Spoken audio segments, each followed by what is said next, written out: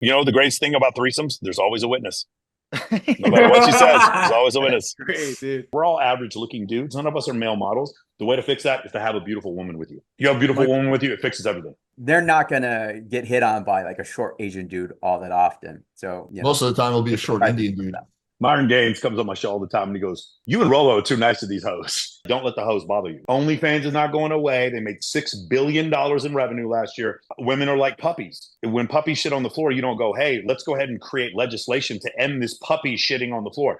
Let's go ahead on YouTube and just blame puppies for every." No, they're puppies. Just stop letting the puppy. You don't let the puppies bother you. They're puppies. They don't know what they're doing. You just went there. I shouldn't say we. You just went yeah, there. I was gonna say, what do It you was mean? the manosphere is understanding hypergamy, why she will cheat. The manosphere is defense. Game is offense. Game is how I go out and meet the girl. If she's a slut and she won't go out with you, then what does that say about you? Mr. Locario, what's up, man? Chilling. How you been? I haven't It's been a minute, man. We on Facebook. Yeah, dude, my Facebook friend over here. Yeah.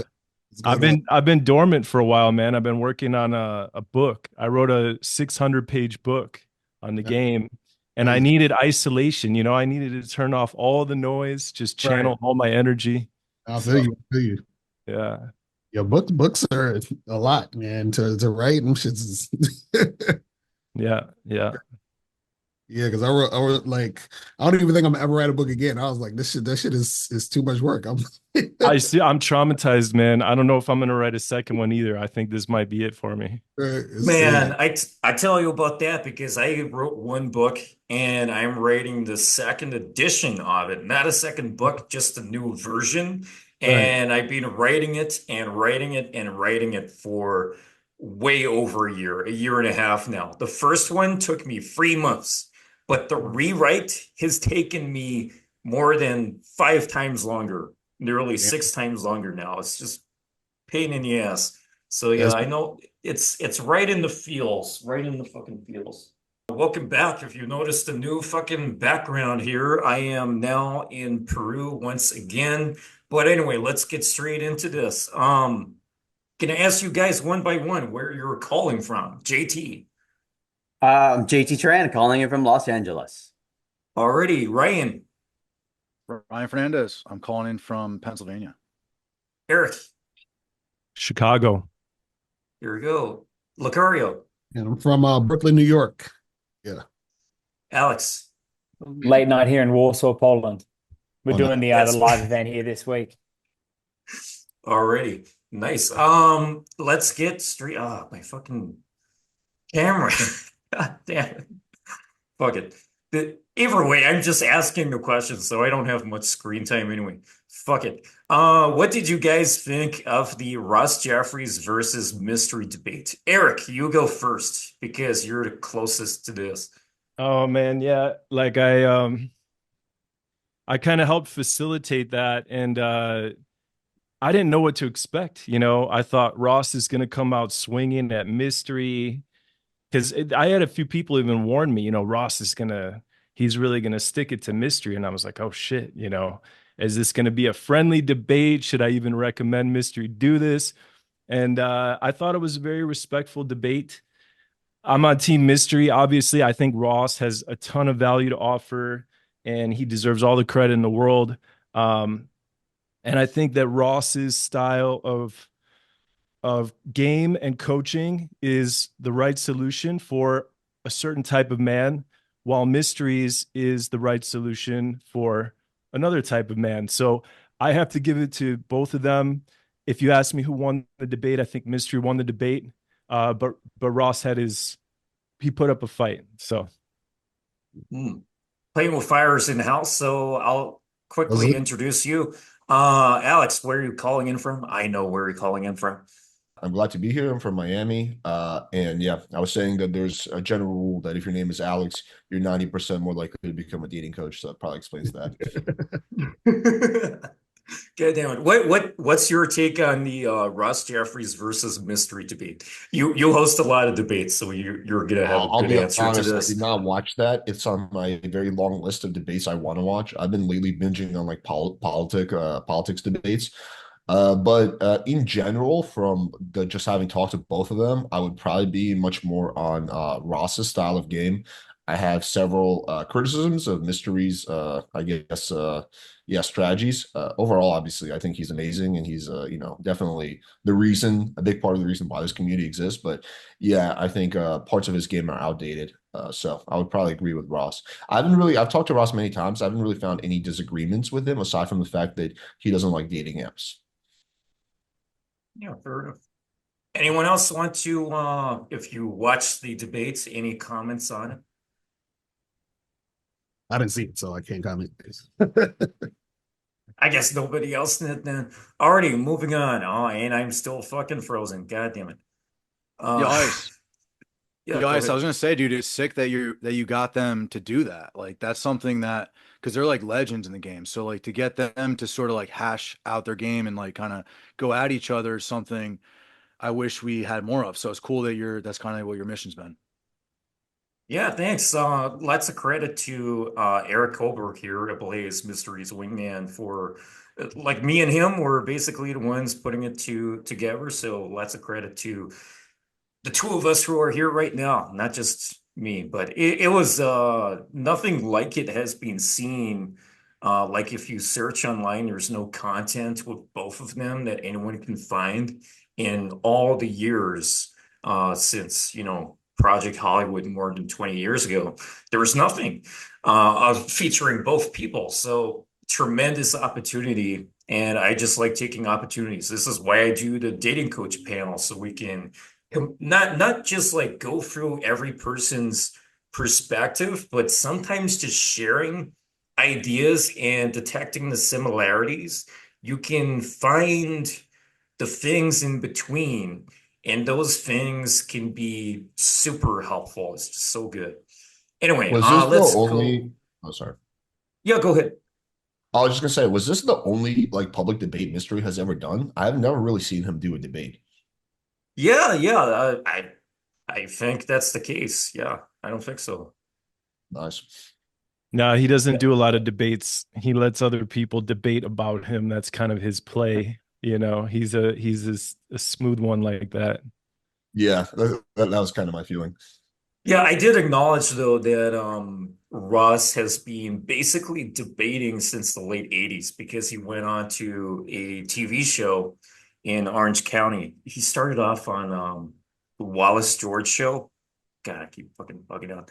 He started off on a TV show called The Wallace George Show, and he just started debating entire audiences and panelists there. So he's been doing it for decades. So lots of um, props to Mystery for going into that, I suppose. Anyway, let's jump on to the next one. This camera's annoying me. God damn it. There's an upcoming pickup artist documentary currently being made. What would you like to see it cover? Although, spoiler alerts, if you know about it, pretend you don't know about it, okay? Let's just make it easier.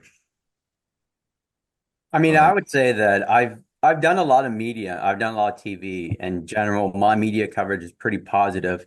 I think a lot of dating coaches and pickup artists in general don't really know how to present themselves unless they have media training on TV.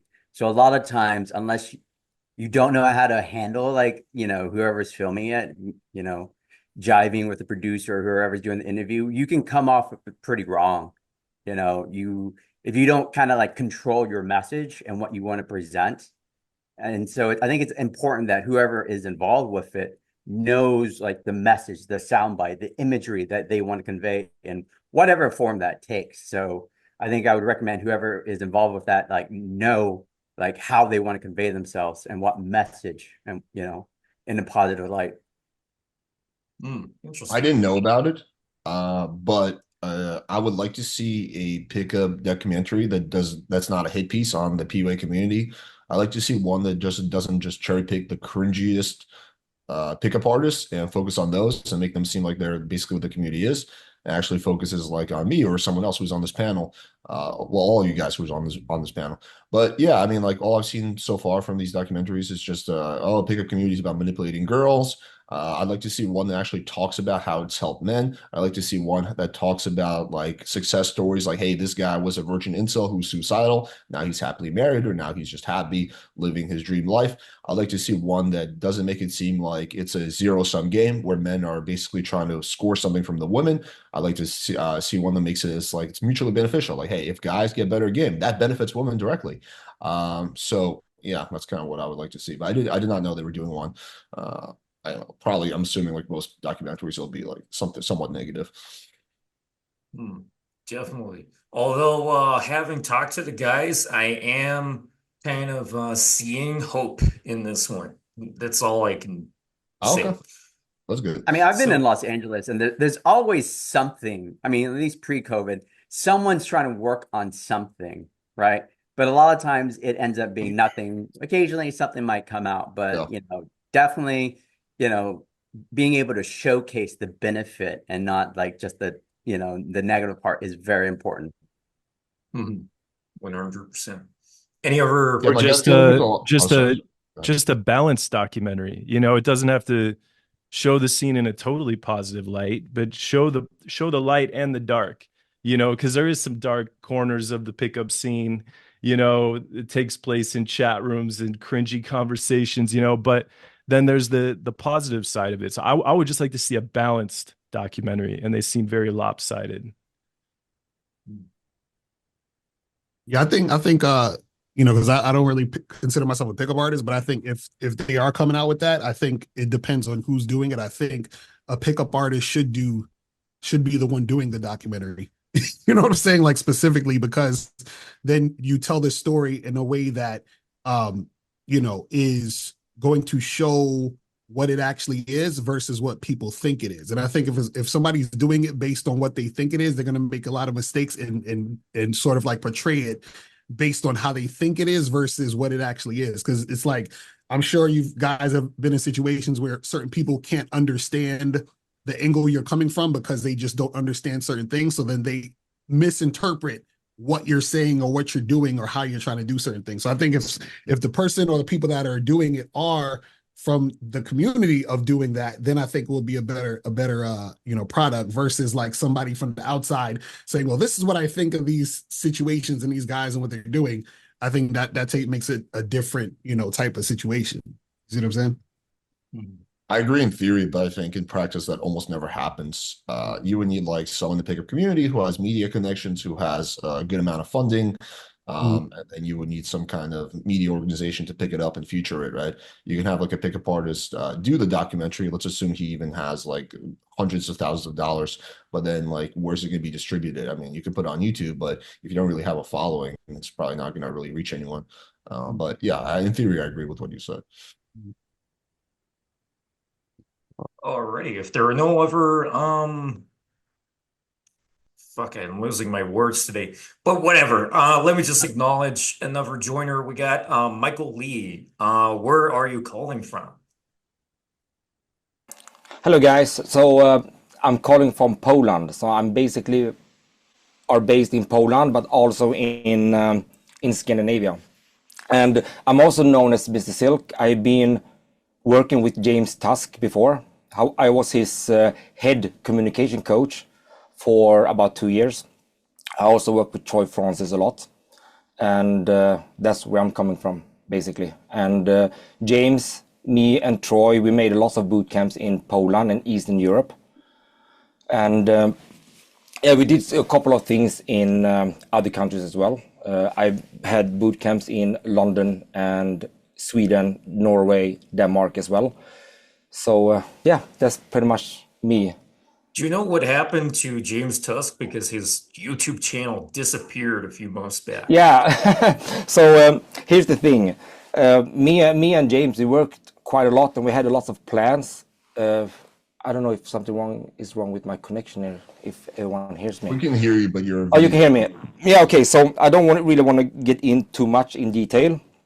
But we were actually planning to do a lot of things, specifically when it comes to this communication area in pickup itself. But then he his channel got canceled, and it was very hard to determine why it got canceled in the beginning because YouTube didn't want to reveal why that is. But we do have a pretty good idea of why his channel was canceled, basically. I think it's there are a couple of things that I believe broke the policy of YouTube. And when you reach a certain point, they're just going to close you down, basically. If you all mind me asking, what do you think those things are? I'm just curious so I can protect my own channel. I think that one of the things that James Tusk started to do is actually go into different field of self-improvement. And I think many times when you're recommending things online, it can actually be quite sensitive if it's sort of things that have to have, some kind of support of an MD or something, like a physician and so on. So I think that was one part of it. But then also this, I'm just guessing here now, but also when it comes to infields and how you do the infields can also have a huge impact on breaking the YouTube policy. Many times YouTube don't ask about cold approach infield, for example, but if someone actually are asking YouTube to do it, then they start doing it. And if you don't have a proper answer, they can actually cause a lot of problem, specifically with cold approach hidden infields. Yeah, hidden camera. Sorry, I don't want to jeopardize. I don't want to take over this conversation, but just one last question: was he doing like infield on dates, or was it just like on the street? No, he did both basically. I mean, we did both. We did both. I mean, one of the main thing with the James Tusk program was actually to get people to get Insta dates. So not only could we get footage of the cold approach itself, we could also get footage on getting them out on an Insta date, and therefore we can actually see how an Insta date would look like. However, that's very sensitive if we don't have consent from the other person. It's pretty obvious in that sense. So. Yeah, I always felt like the date infield is the most risky part because just like a lot of normies look at that and they're like, whoa, where's the privacy? Versus like on the street, I feel like is a little safer, although not. Well, you also have to look at like, I don't know how it is in Europe, but like California and I believe New York is a two-party consent state, right? So if you're going to record and you're going to do audio, you have to get both parties' consent. And that's where YouTube can be like, hey, that's breaking the law. As opposed to if you're only filming like in public, that's okay, right? But if you are both video and audio recording a person without their informed consent, that's against California and New York law. Mm-hmm. I think that's only if there's an expectation of privacy, like for example, like at your house or like at a really private venue. But I think like on the street, there's no expectation of privacy, so the two-party consent doesn't apply, as far as I know. Yeah, I mean, I beg to differ because I've talked to a lawyer about this. This is why a lot of pickup artists have been like canceled. Is in other states, other countries might have different laws, but I know like California is two-party consent, and you can film on your cell phone. Sure, that's fine. But if you're like mic'd up and you're both video and audio recording, that's different. Okay, gotcha. Yeah, absolutely. Okay, also, when you look at the Polish law, for example, sorry, I didn't want to interrupt, but if you look at the Polish law, for example, it depends on where you're doing it. If you're doing it in the shopping mall, for example, and they basically going to see what kind of intent did you have with that infield. If they determine that the intent of that infield is to promote something, it could be like a coaching product or whatever that is, that can cause a lot of problem. So the shopping mall can actually sue you quite hard with you doing it in that location, in Poland at least. So, I mean, we did a lot of infields in shopping malls as well. It's lots of hustle in that sense. However, what I want to say is that YouTube don't really look into it that much until someone asks them to do it.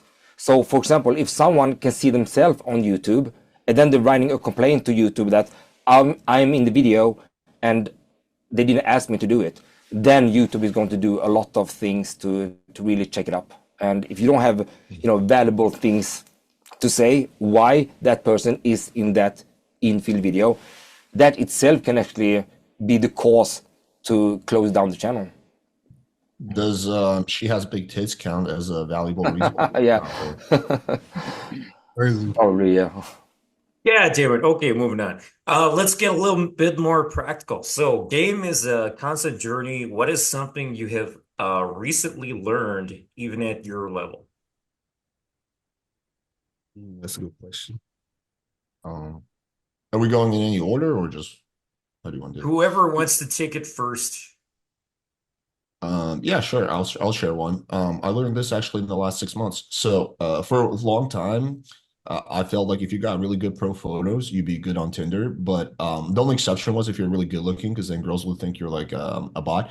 But I've realized that even for average guys, because of all the AI technology and all the bots, that it's actually important to have a good selfie or two to prove that you're a real person. So nowadays, even if you're like an average guy, if you have all pro photos, you would actually get less results than if you have mostly pro photos and one or two selfies. So that's an interesting realization I came to. I mean, I would Especially say, with hold on, deep fakes with- and everything. But yeah, go ahead. oh no, I was just gonna say, this is something that I knew, but I'm just seeing or experiencing more of it. Is that the women that you deal with, especially if it's casual, it's always going to be a revolving door. You know what I mean? So it's like, because like even this girl I was hooking up with, and I really liked hooking up with her. You know what I'm saying? And then she hit me up and she was like, "Hey, I was dating this guy, and now we're gonna be more serious. So now it's a wrap." So I told her, "Say, hey, listen, if that don't work out, holla back at me." You know what I'm saying? So it's like, but it's like, so I know that it's a concentration of getting new women in if it's going to be like strictly like casual hooking up and all that other stuff. And I think sometimes a lot of guys feel some type of way, or even even if like they're dealing with a woman that they've been getting together with, and then she stops calling, texting, or whatever, they feel some type of way. But I always tell guys, don't feel some type of way, because that's part of the game, is that, you're going to be with them now and not with them later. And you're going to find new girls. They're going to, you understand what I'm saying? And so if you're keeping it casual in that way, that's always a reality that you're not going to be able to hold on to, and hold on to any woman forever. You feel what I'm saying? And as long as you understand that, then you're not going to really feel any way. Because I know some guys that I coach, they really get butt hurt or feel some type of way when a girl that they're interested in, it just sort of falls by the wayside, and it just is what it is. See what I'm saying? Who's next? Go ahead. I guess I'll go. One, I've always known this as well, and I tend to approach things in a more self-improvement arena, that the work you put into game, you can see actual consistent results. And what's been happening with me is like during COVID, I got like 201 pounds. Like we're all stuck inside, had a COVID girlfriend, just eating takeout, got fat as fuck. And just like when I learned pickup, the work you put in, you start seeing results. And so when I started putting the result or the work into getting fit, nutrition, I've lost 60 pounds. It's like the same thing. And a lot of guys have a hard time that are noobs with meeting that disconnect, is that if I put in the work, if I put in the discipline, I'll get good with girls. If I put in the work to go to the gym and be good at nutrition, I'll see the change in my body. And it works in both ways. It's just like for pickup, it's kind of hard for some of the guys to see it, because at least when you're working out, you can see the change in your body. But if they're able to just endure the pain of emotional embarrassment, you're going to start to see the results. And so there is like a 1-1 correlation when you have like the discipline and the identity and the commitment to do it, whether it's picking up girls, improving yourself, or fitness and nutrition. 100%. Consistency is where it's at. That's exactly the same kind of conclusion that I found with YouTube 2 years ago while my wife was having brain surgery. I was like, okay, I got to commit myself to producing more content if I actually want to take this seriously, because that's like where my career was heading. And now I release one video per day on YouTube, and things have grown.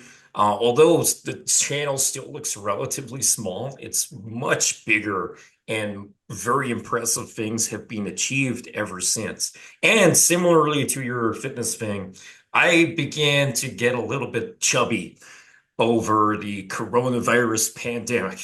And a few days ago, I was like, in the last few weeks, I've been like, I'll stop eating for 24 hours, or I'll do like a big fast over the weekend because I'm working super hard Monday to Friday mostly. And then I was like, I should change it up a bit more a few days ago. So now I decided to just have a little bit of cereal for lunch and not have breakfast and then have dinner as normal. So I'm down to like 1.5 meals per day every single day instead of fasting once or twice on the weekend, a few weeks here and there. So consistency is where you will actually get to measure improvement and see improvement. For sure.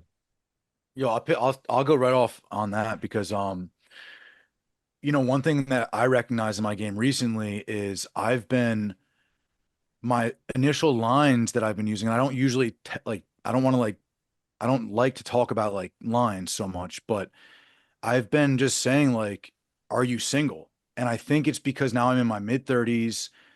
Like time is of the essence for me. I'm moving with a lot of purpose, a lot more than I had earlier. And you know, but a lot of guys, they'll just be like, oh, I'm just going to say that. That's genius. But it's like, well, when I was 20 years old, I really had to learn a lot about like, you know, these like other more long-winded openers or like something that, you know, maybe it was corny or something that, or like, you know, like using a time constraint. I got to get going to the thing, but I wanted to meet you or something like this. Any of those types of phrases that would like sort of extend the conversation, I just don't have time for now. And like the types of women that I'm attracting are still the same. It's not like a different quality of woman, but it's a different interaction. And I would welcome someone. I'd encourage you guys, anyone who's watching this, but I'm sure you guys have already done this, to sort of like stick consistently to, you know, a mode that you're in. Like take one of these coaches and like listen to what they're saying and follow that for long enough to know that it works, and then try something new on, because to me, it doesn't make sense to just stick with one thing forever either. So yeah. So recently I've just been getting a lot of success just meeting girls by asking, hey, are you single? Oh, just to add to that, I think one thing, if you want to be sure you're following the right path, is find all the coaches that you trust, maybe 3 or 4 of them, and follow the stuff they all agree upon. There's going to be a lot of like agreement, like maybe 80% between the guys who have good game. So yeah, the stuff that they all agree upon is probably going to be safe to follow. I came up with a really good teaching technique recently to help the students to understand what they need to be what women want. Because, you know, we all have different students in all different places. Some guys are belligerent, some guys are nervous, some guys are like Lotharios, trying to connect really strong. So I had this one guy about 9 months ago, and I gave him this epiphany. And it was nice to succinctly summarize it to say, dude, I think we can now answer the question, what women want. So it came down to 3 things. Number one is that you as a student, you need to at least act without hesitation. So you can maybe be drunk or be confident or be empowered on coaching. But if you act without hesitation, just, you know, take action and be a bit decisive, that's good. The second element, you need to have fear of loss. And, you know, like in the fucking dating industry, there's so many students who are just like approach machines, and they look like super dedicated on one girl, but that girl can clearly see that no other girls would like that guy. So you need to be a bit of a social guy as well, which is obvious enough, but the students don't remember that. And then number 3 is that you need to make the effort to connect. And so some guys think, you know, in reality, they can be macho or good looking or wealthy or high status or something, and that will do the work for them. But even then, if you're wealthy and good looking and high status, you still need to take the time to connect with the girl. And so it was just a good teaching technique where I could say to the students, like, okay, are you being decisive? Are you creating fear of loss? And are you also doing the connection? And if we can identify if you're missing one of those 3 things, it's not going to be working for you. So that was a good teaching technique. 100%, well, no hesitation, fear of loss by just talking to other people and not being too dedicated on one girl, and then taking the time to get to know the girl properly. And it was a real easy technique that they could take, check off, and then we could monitor it and have it keep going. But the cool thing was the title, What Women Want. This is how to be what women want, and to identify if you're not what women want. So there's one from me. And when you guys go around, I came up with another really good pickup line, a pickup mechanism that was helping the students to get really good results with their openers. But that's my bit. On to the next one. I'm gonna use the restroom. I'll be right back. Okay, so as being a head coach for communication for James Tusk, I can just tell you a little bit about what I learned pretty recently when it comes to improving the game and the pickup artist community as a whole. So I have an academic background in communication. I have a master of interpersonal communication, and I'm cooperating with a lot of academic faculties when it comes to communication, professors, PhDs, and so on. And one interesting aspect I've seen is what actually impact women in conversations. So, for example, they did a test in University of California, Berkeley College, where they put a lot of men inside a room and they're watching pretty women and ordinary women. And they used this functional MRI. And what they could see was that every time a good-looking girl coming up, they can definitely see that all the neurotransmitter was spiking to the roof like crazy. And when they saw an ordinary woman, not much happened actually. So we have this instant response when it comes to attraction. Dopamine, endorphins, serotonin, and so on, that is connected with attraction. They did the same thing with the group of women. So they put a lot of really handsome men, at pictures where women were looking at. It didn't make much of a difference. They got like a small enhanced release of dopamine, just indicating a small interest towards the man, not much more.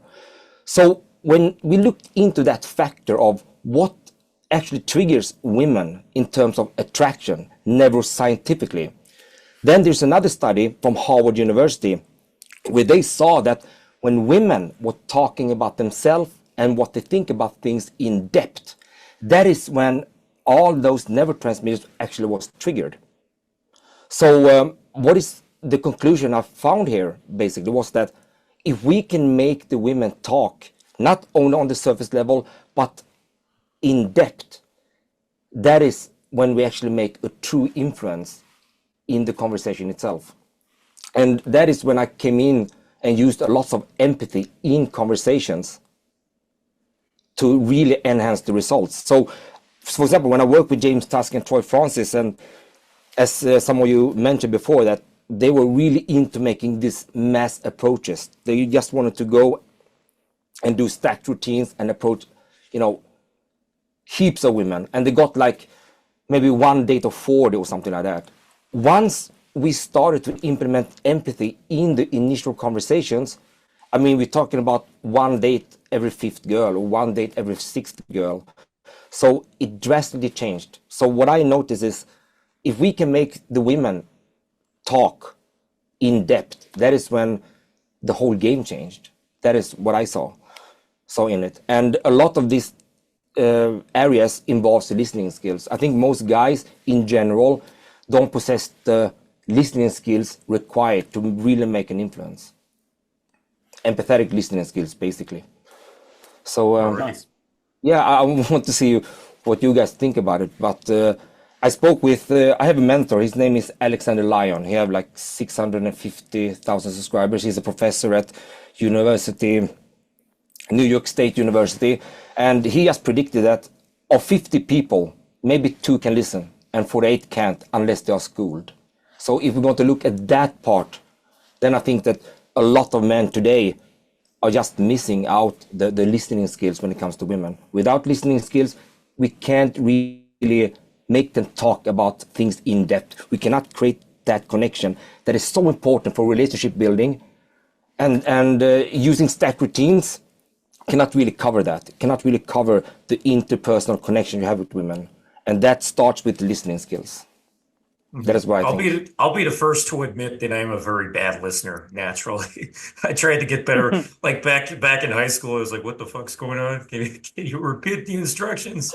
And then get roasted by the fucking teacher for that. Anyway, let me just acknowledge another joiner. Ross Jeffries is in the house. So calling in from San Diego. I will tell you guys right now. Go ahead if you want to introduce yourself in.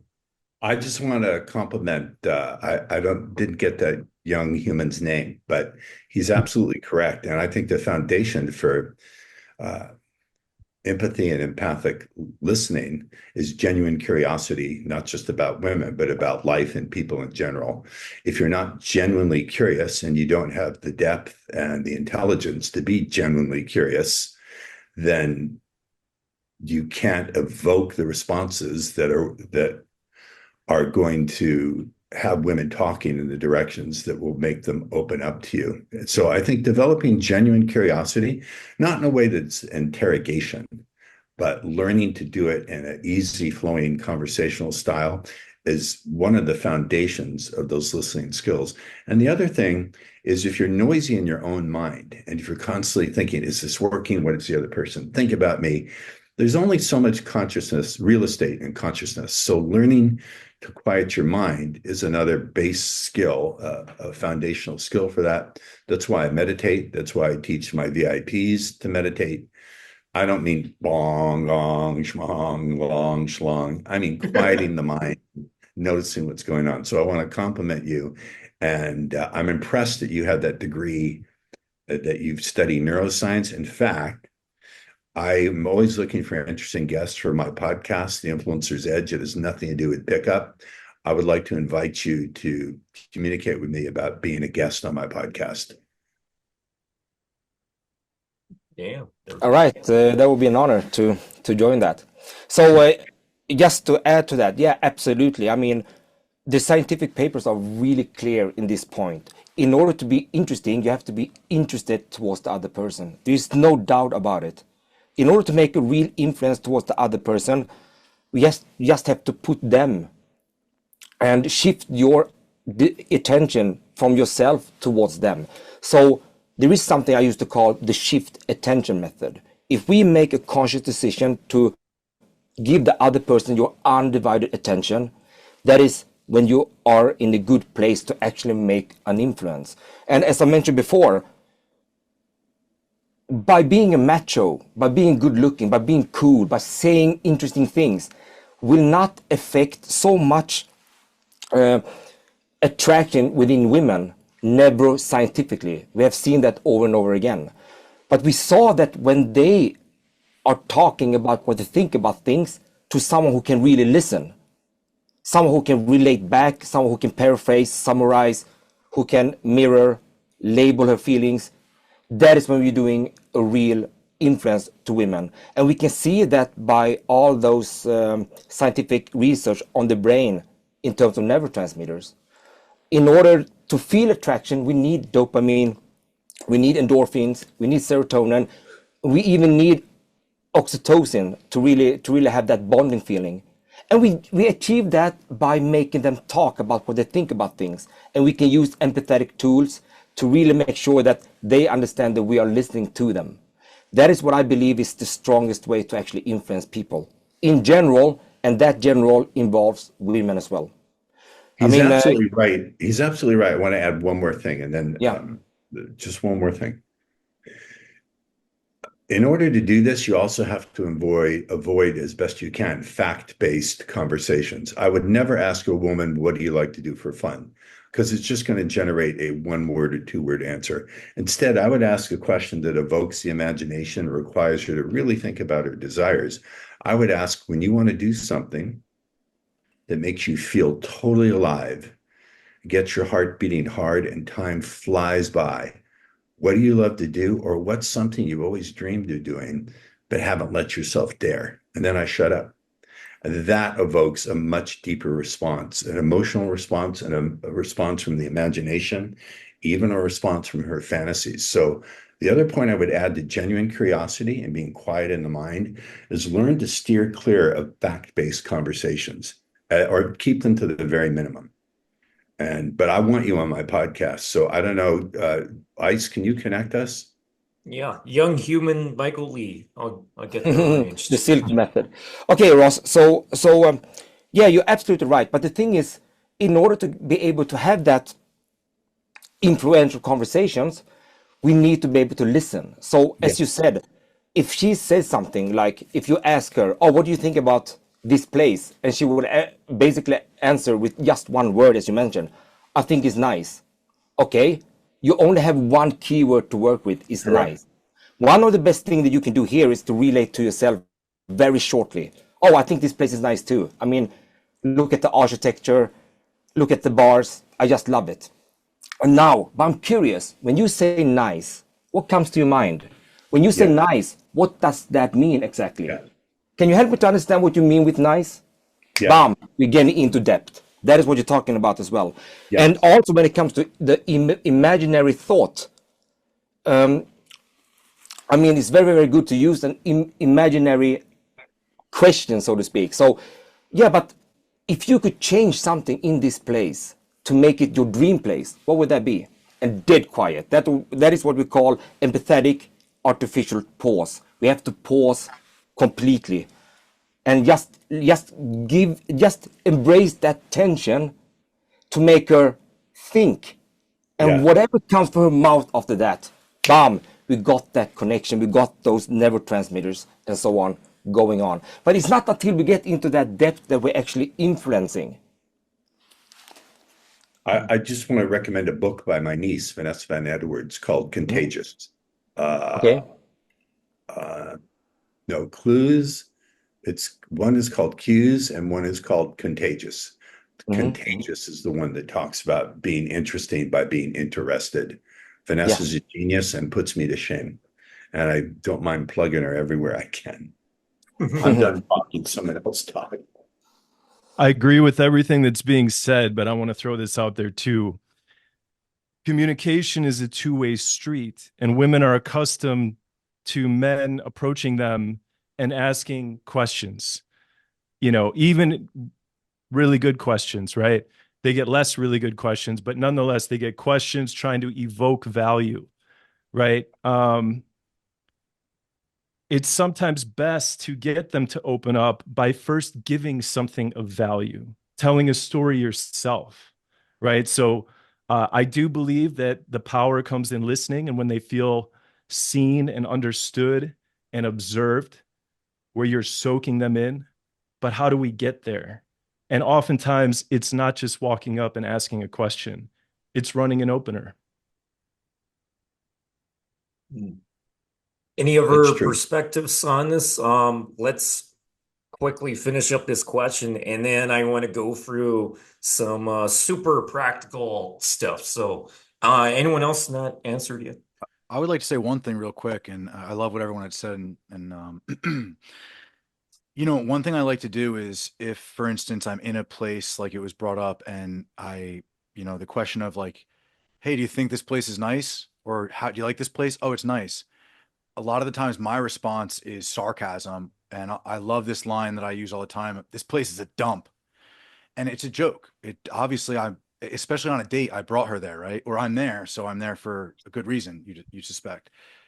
And because I love where you guys went with it, with like, let's really interrogate this, or I guess not interrogate's the right word, but engage with this word nice, or engage with like the lack of something that she gave us to get more. And I find it works really well sometimes to try on just a sarcastic sort of like sense of like a smirk to it, sort of sense of humor, just to add to, you know, the myriad ideas you guys have brought up already. Yeah, I mean, I completely agree with that. I mean, when you have that kind of keywords like nice, I don't understand what that means. Okay, but I want to share something about myself shortly. That is when you coming in authentically. If you like sarcasm, you go with sarcasm. And then after that sarcasm, after you said your line about that authentically, then you just going to roll back, you know, and said, yeah, but by the way, so when you say nice, help me to understand that better. Exactly. Dead quiet. That is how you're doing it. And one of the most important thing I noticed in conversation itself is that when people are talking, they're leaving a lot of, what can I say, cues in a sentence. They're leaving a lot of cues. Bam! You what does she actually mean with that? And what does she actually are talking about here? So, for example, like, oh, I just love those, you know, a lot of activities in New York. It's just an amazing city. You can do so much. What does that mean exactly? We don't know it unless we ask about it. But in order to be able to ask about it, we need to be able to hear it. We need the listening skills to be able to locate those keywords and key phrases and then just ask about it. Oh, so when you say a lot of activities, tell me more about it. I don't understand you fully. Or you just go ahead and say like, help me to understand that more. I'm just very curious. And that is what Ross is saying. Curiosity is basically the main power to use here. Because without the curiosity part, we can't get into the empathetic part and make the influence. And one thing that I love about your comment, Ross, is that when you're using curiosity as a mindset, you actually have a direction of where you want to go. So what involves curiosity? Well, then you're going to have, things for yourself authentically that you want to know about the other person. And it's not only about the fact, it's not the fact, it's more about her relationship to those facts. You see, it's not why she's doing something or why she's liking something. It's why does she like it? So we have to go into the area of the whys. That is so important in order to unlock the power of empathy. And I've seen Professor Chris Voss from Harvard, I think he's the FBI chief negotiator as well. Yeah. He could decode terrorists by using empathy in communication. And that is just, a powerful way to, I want to understand you. I want to see how you see things from your perspectives. And whatever you know about another person in depth, you have the information of what that person think about things and so on. You can later on use that for giving compliments, for to evolve romantically, and so on. So you have lots of so-called data to work with to make super influential things. Many of my clients are asking me, how can I make a move here? How can I, use the power of admittance, for example? If she told you already that, oh, I went to London because I saw great opportunities over there, and then she's telling you that, yeah, because there's so many painting school over there and I love to paint and all that, and I also like the food, then you can use that by saying that, okay, so if I understand you correctly, you went to New York, you went to London because you want to follow your dreams, you love to paint in the areas where they are teaching paintings, and you just love the food. Is that correct? And she would say, yes, that's right. Then you can go ahead and say, you know what, I find that very sexy about you. Bam, we have context to give compliments. We have context to evolve romantically. We have context to do a lot of things. But so many guys today in the game are just taking things out of thin air and try to make something happen. And that is way different from actually knowing a lot of stuff about the person in depth and then use that for making something happen. Alrighty, let me Michael- transition this into let me just shut that down and transition this into Okay, fair. a more fun question. So let's be super practical here. What are some of your day game openers? And let's just first go through a little bit of day game stuff. If you're out doing groceries, like maybe that's Ross's thing, or if you just want to haunt a park in Manhattan or something like that. What are your day game openers? After we go through that, feel free to just drop any other lines like Ryan was mentioning, and X Social was also talking about some particular lines. Now is the segment I would love to go through people's lines. Let's use this as an opportunity to give people a lot of ideas. And it's not about the lines. Feel free to add in context if you will, but people are low on ideas and we got to inspire them. Who wants to go first? I'll go with this one because day game is my specialty. Go ahead. So before I give you the line, there's some principles involved. One of the principles is to admit your intent and to own what you do. When you're doing pickup, you cannot apologize for what you do. You have to be all in, 100%, play big, never. You can appear to apologize, but you don't. And you have to do what I call own the cheese. And I've found if you use laughter and then state your intent behind the laughter, it's very powerful. If all you use is laughter, and that's continuously what you do, you come off as a clown and you drop, people's comfort goes away. They don't want to talk to you. So I'll do something like this. First, I do a pre-opener. A pre-opener is just designed to get the first initial eye contact and to demonstrate instantly she can evaluate whether you're safe or not. So if I'm in a grocery store, I'll say something like, excuse me, and I'll wait for her to give me eye contact. I'll say, do you mind if I reach into your space to grab the avocados? And she'll say, sure. And I'll say, excuse me again, but I've got to ask, you don't work for the Department of Defense, do you? She looks puzzled and she'll say, no. Why do you ask? I said, because your eyes are weapons of mass distraction. Now, that gets a huge laugh, 9 out of 10, but I leave it there. I do not leave it there. I will say, okay, that was really cheesy, but as soon as I saw you, I thought, she cares deeply about other people, but she doesn't give a F about what other people think about her. If you don't talk to her for a minute, you'll kick yourself in the ass for the next 6 weeks. I'm Paul. Paul's my real name. And I shut up and I let her have a response. And usually they're blown away. They're blown away by the fact that I've demonstrated balls just by doing it, that I'm vulnerable by revealing my intent. And it's also a deep compliment. No woman has ever heard that compliment before, that she cares deeply about others, but she doesn't give a fuck about, I don't say fuck, I say you don't give a F about what other people think about you. And even if it's not true, they want to believe it's true. I very seldom have had that, anything other than, wow, that's the most amazing thing anyone has ever said about me. And then we start the conversation. That's how I do it. I use humor. I combine it with balls and admitting, getting rapport by saying, okay, that was cheesy, because it's pretty much what she's almost always thinking. So it's a lot being done very quickly in a short amount of time.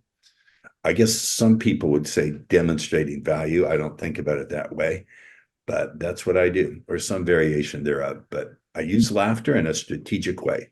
And also, as our friend here, our young Asian friend would say, laughter gives everyone a hit of dopamine, serotonin. What else? What other chemicals are released in the brain? Oxytocin. Okay, so okay, based on laughter, I mean, we're talking about connection here, or yes, like attraction-based connection. That is dopamine, endorphins, serotonin, and part of it, not that much in the beginning, is oxytocin, but then you have to be in the conversation itself. Yeah. So it's mainly endorphins and dopamines we're talking about when it comes to laughter. Mostly dopamine, if they have that kind of feeling. Yeah. That's what I would do. All right. Throw in your openers. Sure. Here's the best opener ever, but it only works if you have a dog. You go up to a girl and you say, hey, I thought my dog thought you were really cute and he wanted me to meet you. Pretty much works every time. But again, you need a dog for that. But I think dogs are awesome, so everyone should have a dog anyway. Okay, that probably isn't going to work for most guys who don't have animals. So another good one is second best, I would say, is observational openers. So like, for example, if I can kind of go off what Ross said, actually, if you make eye contact with a girl just for a few seconds, you can go up to her and say, hey, I think we just had a moment right there. That's a good one that will work right there. Another one is just, you can just observe her outfit. So for example, it's quite often girls will wear like all black or all white. I'd be like, ooh, I like the all black look. You look like a sexy cat burglar or something like that. So observational stuff is good. If you can't think of anything, a safe one is, hey, I know this is really random, but I thought you were cute and you want to say hi. That one works quite well. If you're at a grocery store, my favorite one at grocery stores is if a girl's like, it looks like she's getting something or she's looking for something, ooh, don't get that. Pause. She'll be like, oh, why not? I'm like, oh, it's the worst. She'd be like, really? And then you can just say, no, I'm just kidding. I just want to meet you. That usually works quite well because you kind of elicit a strong reaction. But yeah, those are the ones off the top of my head. It's good shit. I mean, I basically, it's funny because I don't call it digging, but I just like when I just holler at a woman, I go very direct, and a lot of my conversation is very sexual. So what I do is that I try to see her. Well, basically, I see her response based off of me being sexual. So it'll be something simple like if I'm in the street or at a coffee shop or whatever, and I see a girl, and I'll just usually say, "Hey, how you doing?" right? And then if she responds, she's like, "Oh, I'm good. How you doing or whatever."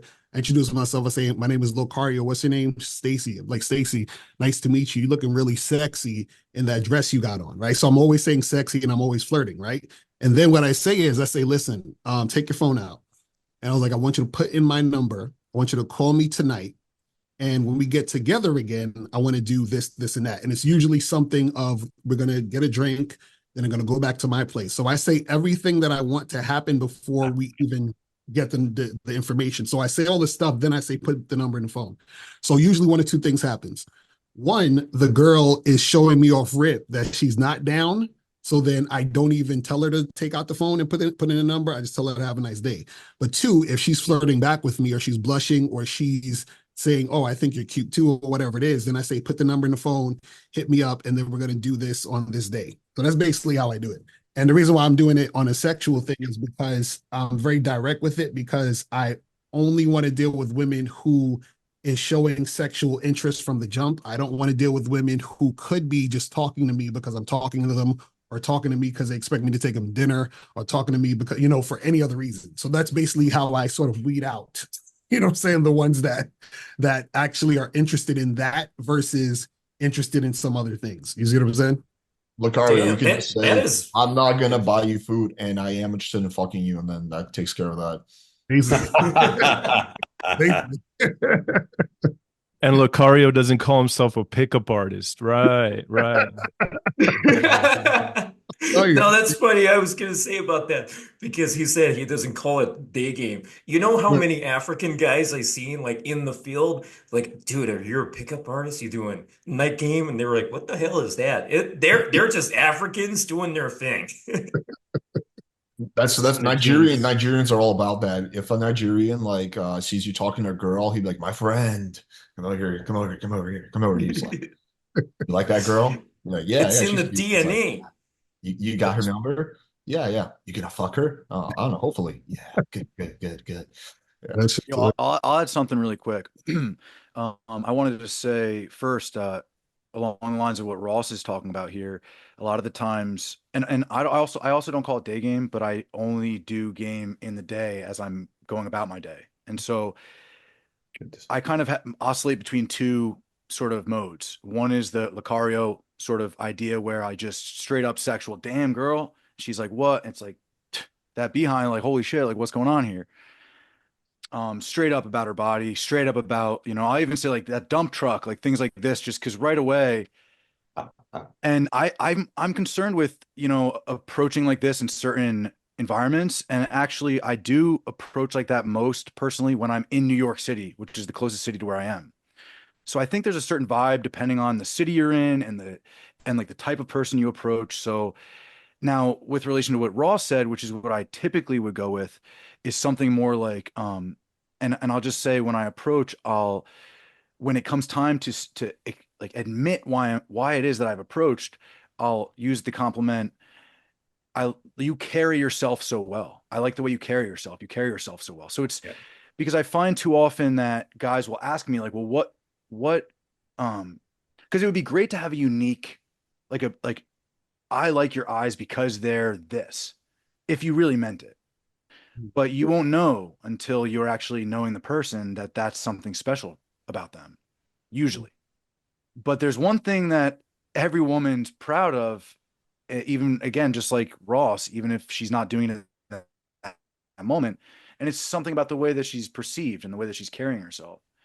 And so, and again, it goes without saying that, or maybe I guess I need to say it. When I'm approaching with the other method, "Yo, damn girl, your butt's looking great," I'm kind of approaching a different quality relationship or a different framework for the relationship than when I'm asking, like, "Are you single?" Why am I asking? Because the way you carry yourself. And so and now I'm more interested in the latter. And so now I'm more interested in building relationships off of that framework. You should try I that just with want an to add, Asian girl who has no ass and see how she responds. Well, I I lived just in want to China. add, I lived in China for 6 years. And oh, so wow. I was out there studying meditation and working at a university. And there were many times where I, in the beginning, got caught up in that framework that I had created for myself. And like I'd said before, we kind of got into the heat of this at the very start of our conversation. it's worth it to to have some consistency and try on a certain approach. Again, to have the consistency to see it through. And then when you're feeling a different mode in you, or a different sort of like curiosity, or a mode to engage with, to try that on. And so, yeah, pretty quickly I kind of got out of canned game when I started to travel more and realized that I'd gotten into canned game. Damn, girl, that ass looks like it belongs to the CCP. I would not try any of that type of approach in Northern California because Right. it is such an environment of victimhood, and you're violating my safe zone, and what a microaggression. So just be aware of the culture of where you're located. I'm just saying that. And further, speaking to your point, sir, a line I've been teaching since 1995 is you carry yourself with discipline and elegance. It's very rare. Word for word, that's a line I've used and have taught my students to use. And by the way, I want to say something to everyone watching. No matter whose advice you follow, I want to encourage you, let your bold actions in the world determine for you what you can really do.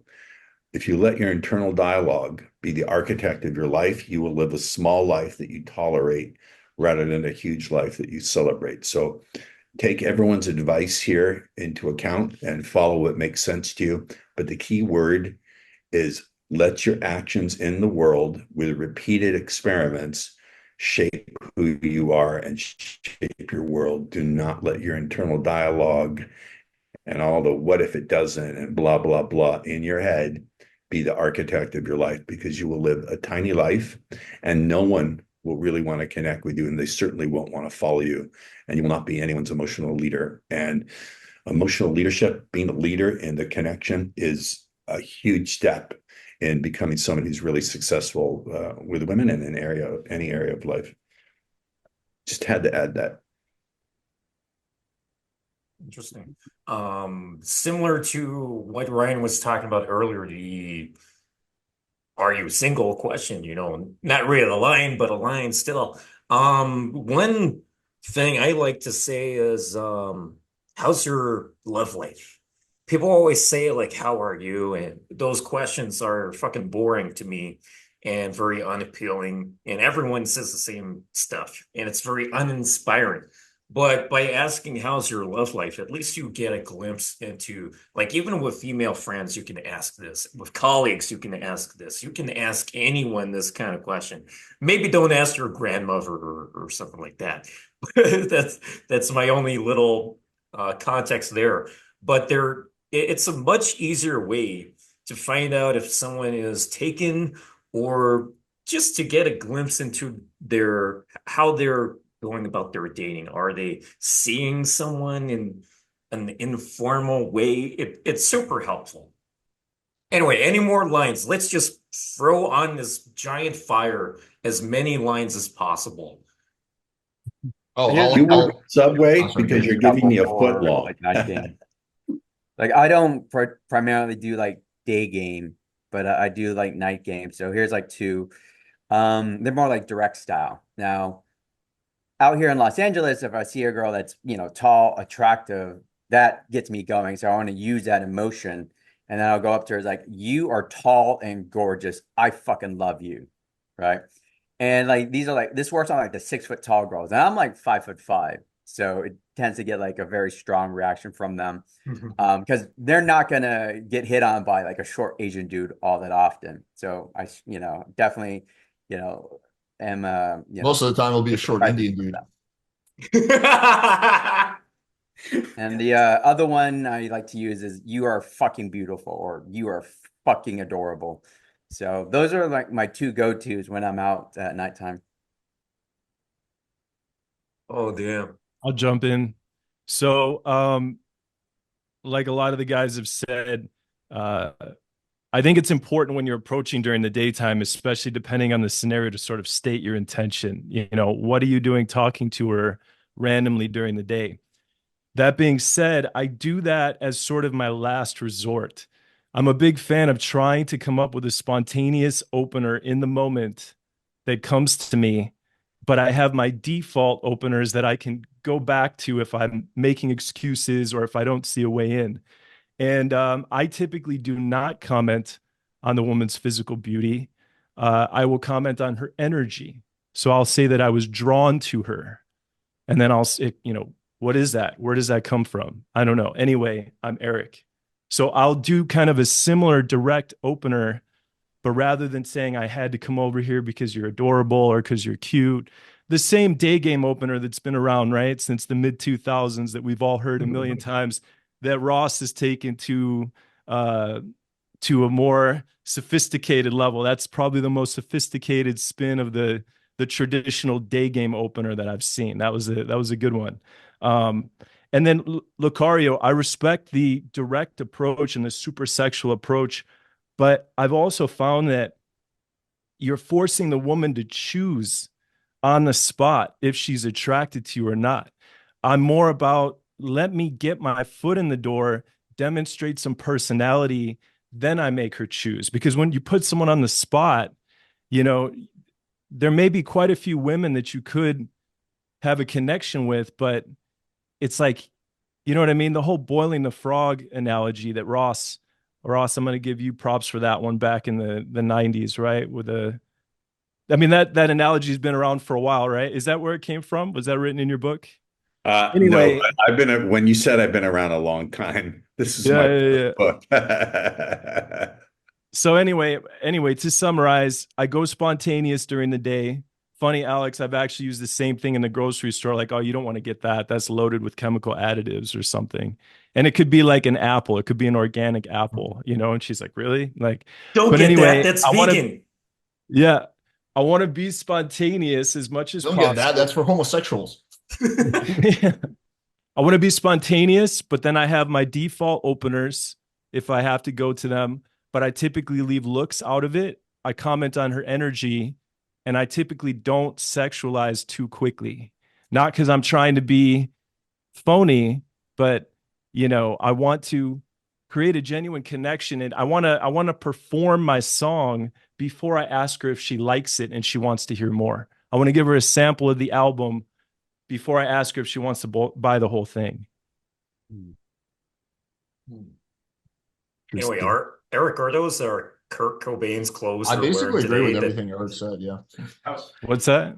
I said I basically agree with everything you said. I don't like the idea of going too physical too fast because I feel like that can turn some girls off. It's very polarizing. The girls that will respond positively to that are going to be basically a done deal, but there's going to be a lot of maybe girls that you will turn off by going too physical too fast. I think that compliments should be generally not super obvious ones. So if a girl has a big ass, like she'll always get compliments on her ass. I'll be right back.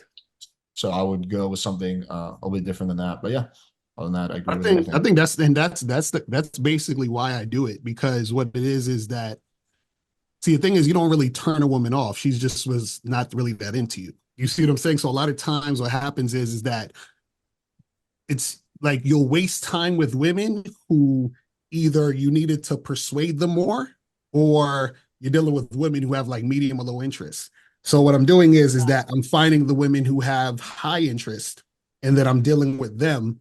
And the women who have medium or low interest, I kind of like toss them to this, like I just eliminate them immediately. Because what happens is that if I have to persuade too much or try to convince the girl, then what happens is that I'm putting in more work versus having a woman who's highly interested and then keeping and maintaining that interest, versus finding a girl who's kind of lukewarm about it and then having her to like become more interested as I'm going along. You see what I'm saying? So it just all depends on like your agenda, and I think also time. Because what happens, I used to be a little bit more laid back about it, but then what I would do is I would attract women who were more like attention whorish type of thing, where they would show me interest, but it wasn't really interest in me sexually. It was interest in, oh yeah, let's hang out, let's, you know, like go get a drink, let's talk and all this. But then when it came down to sex, you know what I'm saying? It was like, oh, well, you know, I'm not really that interested in you sexually, which is why it's not going to happen. Or, hey, let's just be friends. Or, hey, so I was like, let's eliminate all that and just get straight to, is this woman actually showing that interest now? Or is she not? And usually if she's not, that means that she's not really highly interested. You see what I'm saying? Yeah, for sure. And it's Oh, go it's a ahead. style of game that works. And I think somebody like you who's very calibrated and has been doing this a while, you can pull it off, right? I do think though, to any guys that are listening, that do not have proficiency, I think it's better to learn to play solid game. And then after you get some proficiency, then you can uh, start to transition to bolder, more sexualized conversations. Uh, I don't disagree. You know what I mean? It's not like I can disagree with something you're saying. I just personally think that it's a high octane style that burns through a bunch of good opportunities. It's all Had context you played specific. solid game. It's like it's all context specific because what he's talking about is he's just rapidly screening, right? And Yeah. so he's not wasting a lot of time. So, you know, you only need like one girl that says like, yeah, I'm down, right? And then like, okay, that's all the experience like even a newbie needs, right? If you find Well, one like, girl. But again, it's context specific, whether they're noob or someone more intermediate. You know, he's talking about his experience, his game, his sexual market value, and I can absolutely see why like something that would work for him. And It's like, like it's like the 7 hour rule, right? Like everybody hates on mystery for the 7 hour rule. They're like, I pull women in 2 hours and 1 hour and whatever. The 7 hour rule is the idea that we play solid game and we make the woman really want sex before we engage in sex, as opposed to let's see how fast I can escalate this, right? I've seen mystery pull chicks in less than 7 hours, right? So it's not a rule, it's a general guideline for building a strong skill set. And sometimes I think right now, in particular in the pickup scene, the focus is on being super direct, making the woman decide on the spot whether she wants to hear your whole album without even giving her a sample of the album. It's very direct. It's all about fast escalation. And I think playing solid game is a much more sustainable style. Generally, if I'm going to generalize. The question is where and when do you want to screen? So there's like two extremes, right? One extreme is you screen very aggressively right off the bat, and then you screen out a lot of girls. Some of them might be girls who've been interested, but the girls that whose numbers you do get are going to be very down. The other extreme is that you save all the screening for the end, right? And then the problem with that is you're going to be finding, like Locario says, a lot of girls are like, "Oh, I was just looking for a friend." I personally find that the best approach is somewhere in the middle, where you screen progressively throughout the interaction with small compliance jumps. So for example, that could be opening her, relatively indirect, and then flirting with her a little bit, saying that you guys can go on a date now that you're just grabbing her number, and then maybe flirting with her over text and then inviting her straight to your place. So you're progressively screening throughout the process. I think that's the best balance between wasting time and also maximizing the amount of girls you get. But yeah, there's different styles. I will say one thing though about Locario's style is that I think it works for him because he's very confident. But I think that if you go that direct, you better be 100% confident, because if you're like 70-80% confident, you will probably get annihilated, because the girl will be like, "Excuse me, what do you say?" And she can just sense that weakness, and if she senses that in you, that style is going to get you just rejected, right? So if you're going to go super direct, I think you have to be very confident in that and not have any shame around what you're doing. Hey, I want to add to this that, and I mentioned this before about Locario working out in New York City, and me spending my time there with that almost very similar, exact same approach, more or less. Being cosmopolitan, being like understanding different cultures, who you're speaking with, understanding different cities and the ways that their cultures are. I mean, without that, you're going to get yourself in trouble just taking my advice and going up and be like, "Damn, girl, you got a dump truck." Like, that's not going to be a good. And, Ross already said, in certain places where there's a different culture, you're going to get called out immediately. And so in my hometown where I am now, 10,000 people, farm town, if I did that for a few weekends in a row, I would get run out of town. You know what I mean? And for good reason, right? Because this is a small town. Everyone knows each other. I don't want someone talking to my sister like that. So now in New York City, I mean, if you guys haven't been there, it's what you'd imagine. It's so fast paced. And there's just so many beautiful women. So it's very easy. And, they are getting catcalled and they are getting approached that way. So it's like they are a little bit aware of it. And so when you have an approach like, "Hey, how you doing?" They know what that means. So then the next line being, "Yeah, you got a dump truck. I'm trying to see what you're about." Now we're talking. And so I think you got to, I think the first thing that anyone needs to do, and this goes back to what Michael Lee was saying about empathy and curiosity, is to become sort of this global citizen, this worldly person. And you don't, it definitely helps to travel and to see different places. But there's so many other avenues to sort of develop that spirit. Ryan, I have a perfect solution for you to adjust for your small town. Just say, do you have, looks like you have a nice farm truck, and that's going to be a lot more socially appropriate, you know? Yeah. Even better. Yeah. What a difference between New York and Los Angeles. Like one side can't handle it, the other side sees it every 5 minutes. Truth be told, Some I've stayed in both. I lived in LA for a while. I grew up right next to New York. I used to go there. I wouldn't say there's a big difference actually between LA and New York in terms of like game. I do think there's a big difference between game in terms of like a small town and a city, but I didn't really find any big difference there. Yeah, sometimes screening, go ahead, Ross. on the topic of screening, it begs the question, screening for what? Now, I've been doing hypnosis for 30 years. I know that word freaks people out, so you're entitled to have your impressions about what you mean about it. I'm screening first and foremost for focus. My learning, my lesson, my teaching is that focus is the currency of any kind of influence, whether it's persuasion, sales, seduction, any of it. I'm screening to see, do I have her focus? Is she exclusively focused on me? To what degree is she focused? Are her pupils dilating? Is her breathing pattern shifting? Because when I see that, I know that she's entrained, ENTRAINED. She's entrained with me, and she's beyond rapport. And she can be very quickly moved from rapport into compliance. I don't mean compliance with cruelty. You can do compliance with compassion, which speaks tangentially to this whole 7-hour thing. If any sufficiently developed technology is indistinguishable from magic. If you only have a certain kind of magic, it probably does take 7 hours.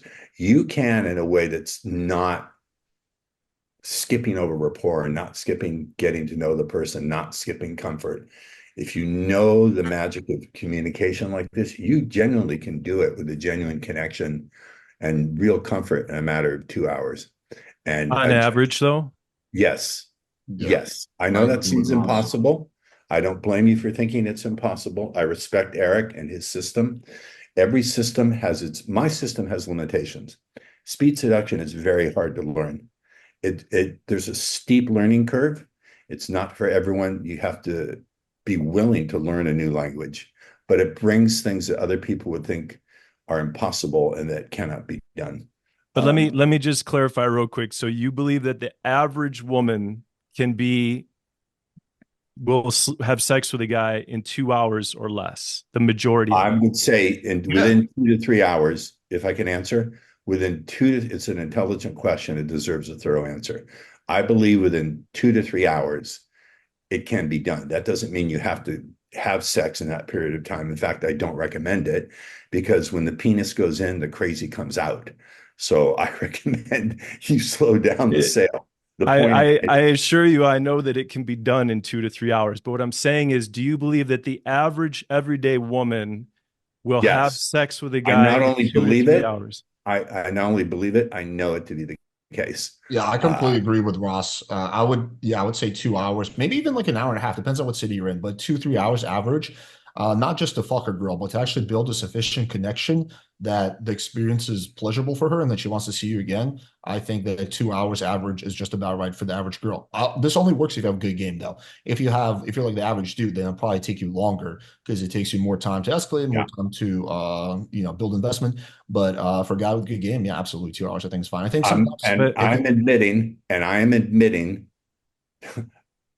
the average guy, I don't know what you mean by average, but if you're not highly intelligent or at least beyond average intelligence, my system is shit. It's bullshit and it will not work. You have to be bright to grasp the principles of subconscious communication and to understand how and why they work and not just repeat my words and my language patterns. If you're not smart and if you're not willing to have the discipline to go up a steep learning curve, my work is bullshit and you should avoid it. I'm not even talking about your system necessarily. When I say average guy, I mean like dude who doesn't know pickup, a guy who just lives his life. Maybe he slept with a few girls in the past, has a 9 to 5 job. That's what I mean when I say average guy. Hey, what's Ross, I 7 definitely hour? believe. I'm confused. Go ahead, Locario. Oh, no, I was asking what's the 7 hour thing? What is that?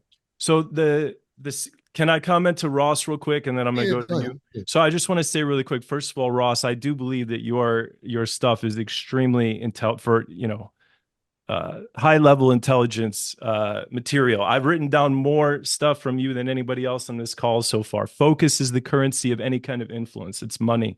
But the only question that I have for you guys is it the style of game that you're running that's attracting a certain type of woman that's willing to have sex within 2 to 3 hours on average? Or is that on average, the majority of women will sleep with a guy in 2 to 3 hours? I'm not saying the majority of women wouldn't do it occasionally, but do the majority of women sleep with guys in 2 to 3 hours as their default?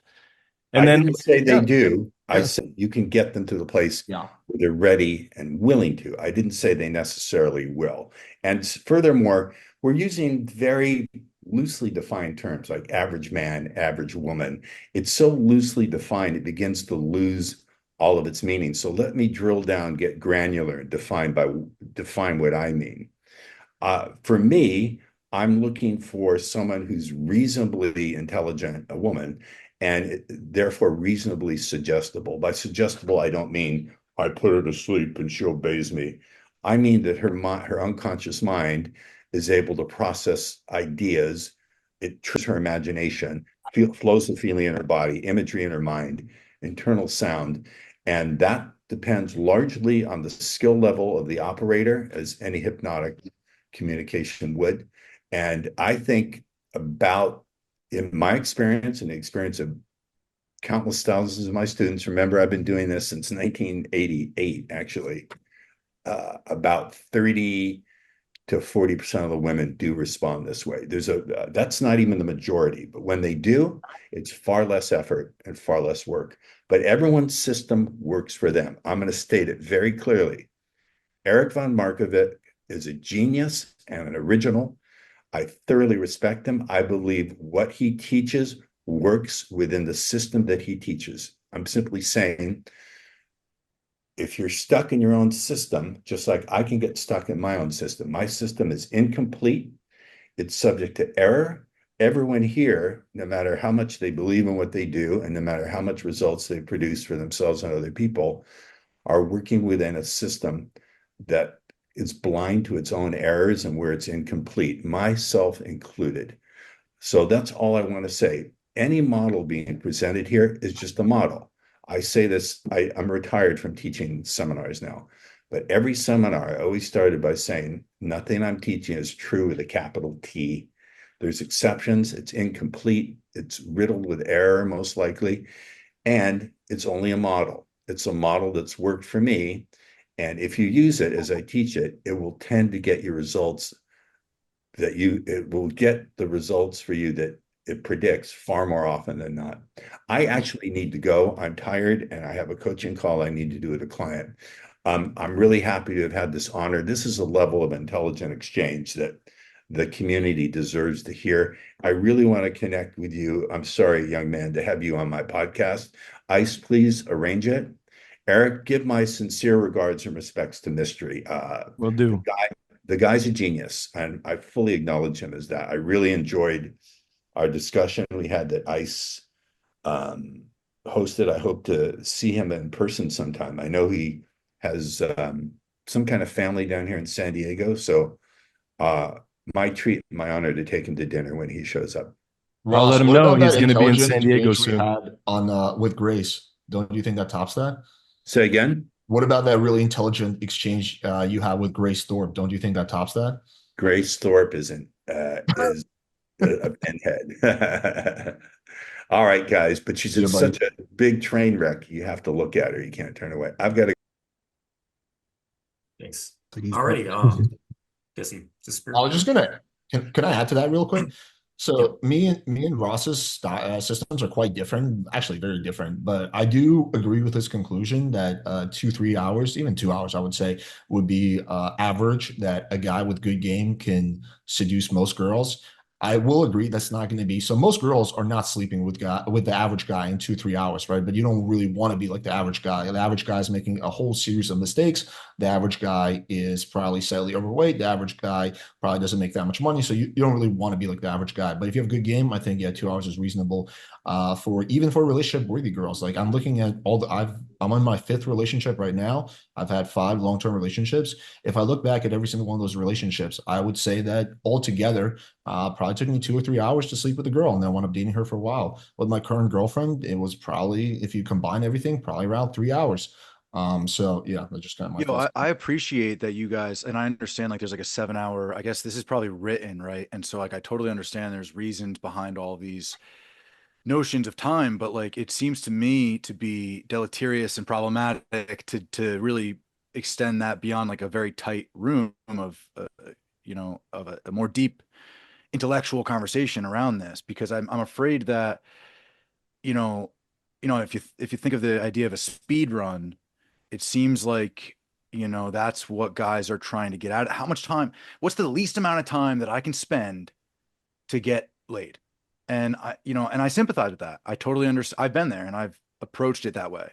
But Have you ever heard of cryptocurrency? What's the quickest time I can become a millionaire? Yeah. It's always that thing. We have Uber Eats, we have Amazon, we have all this stuff that is on demand because of our on-demand mindset, thanks to I think technology and how What we I use mean to it. say But is, Ice, what I mean to say though is more of it's almost like an autistic like lens to view it in. It's like we're looking at it in the lens of because I have many clients too, as I'm sure you all do, and they're saying to me things like, "Is it true that X coach can get me laid in 1 hour or in so many minutes, or do you believe that he did this in whoever it is, right?" And so it's like, and it's of course I believe it in that sense, of course, because I've gotten laid on approaching a girl. I've stepped out of my apartment and I've said, "Hey, you want to come to my apartment?" and gotten laid. Like crazy stuff has happened. And so, but like that is a terrible.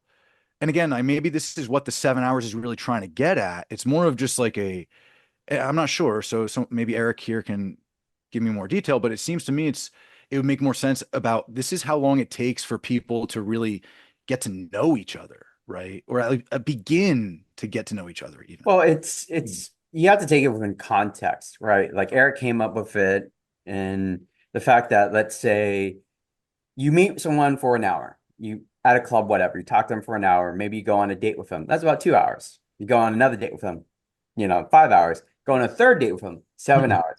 This is kind of like a counterbalance to the guys, the simps that would take girls out for like 5, 6, 7 dates.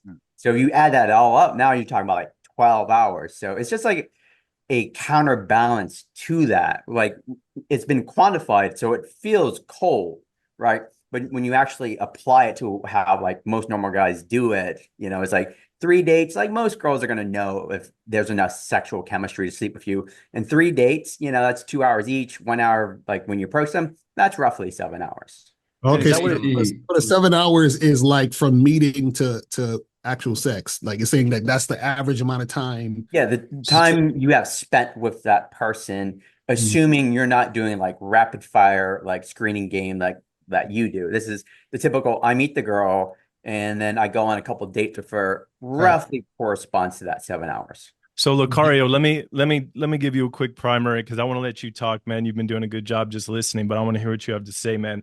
The 7 hour rule popularized by Erik von Markovik, not Erik Carlberg, Erik von Markovik, mystery, came up with the 7 hour rule that when he runs the M3 model, which is a way to compartmentalize the game, he's found that when he runs his style of game, it takes an average of 7 hours from meet to beginning the sexual relationship.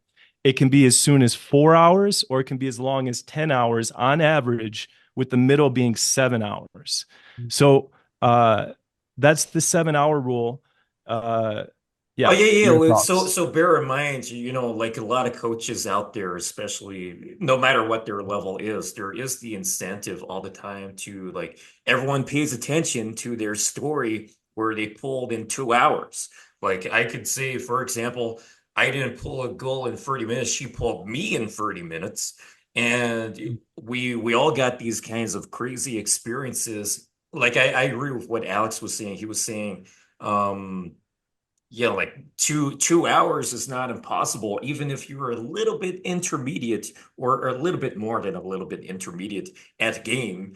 2, 3, 4 hours can happen provided that you're doing game consistently pretty easily, still if you're early into the whole game thing. But still, it's let's not really like nitpick on the number of hours it takes and all that I stuff. think, I But think, any final comments on?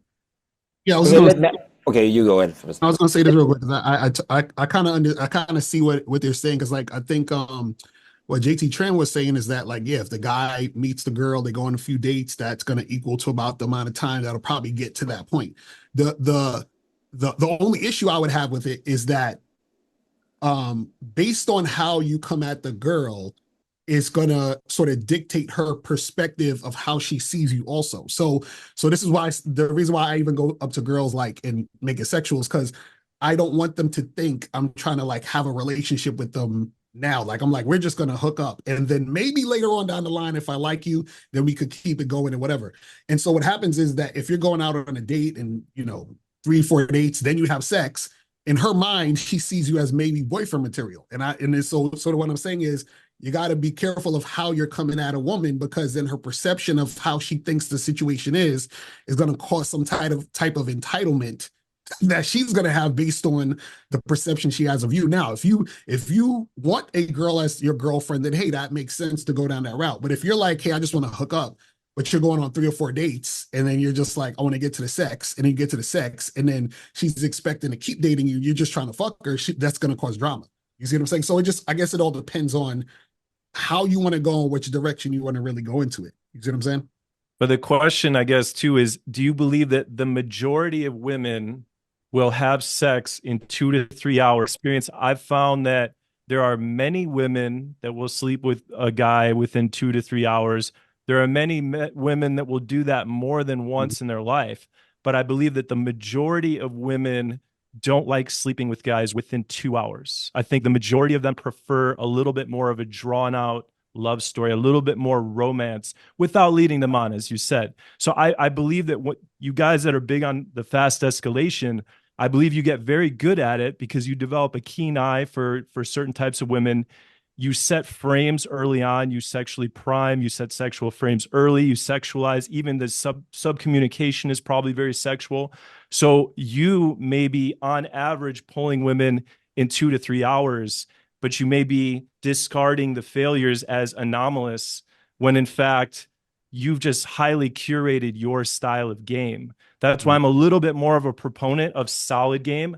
I don't necessarily believe the 7 hour rule is it's exactly 7 hours, but the idea behind it is for guys to slow things down, draw it out a little bit more. Yeah. So to respond to that real quick, so I would say that a good majority of women will sleep with guys quickly, even before 2 hours. It could be an hour, it could be half an hour.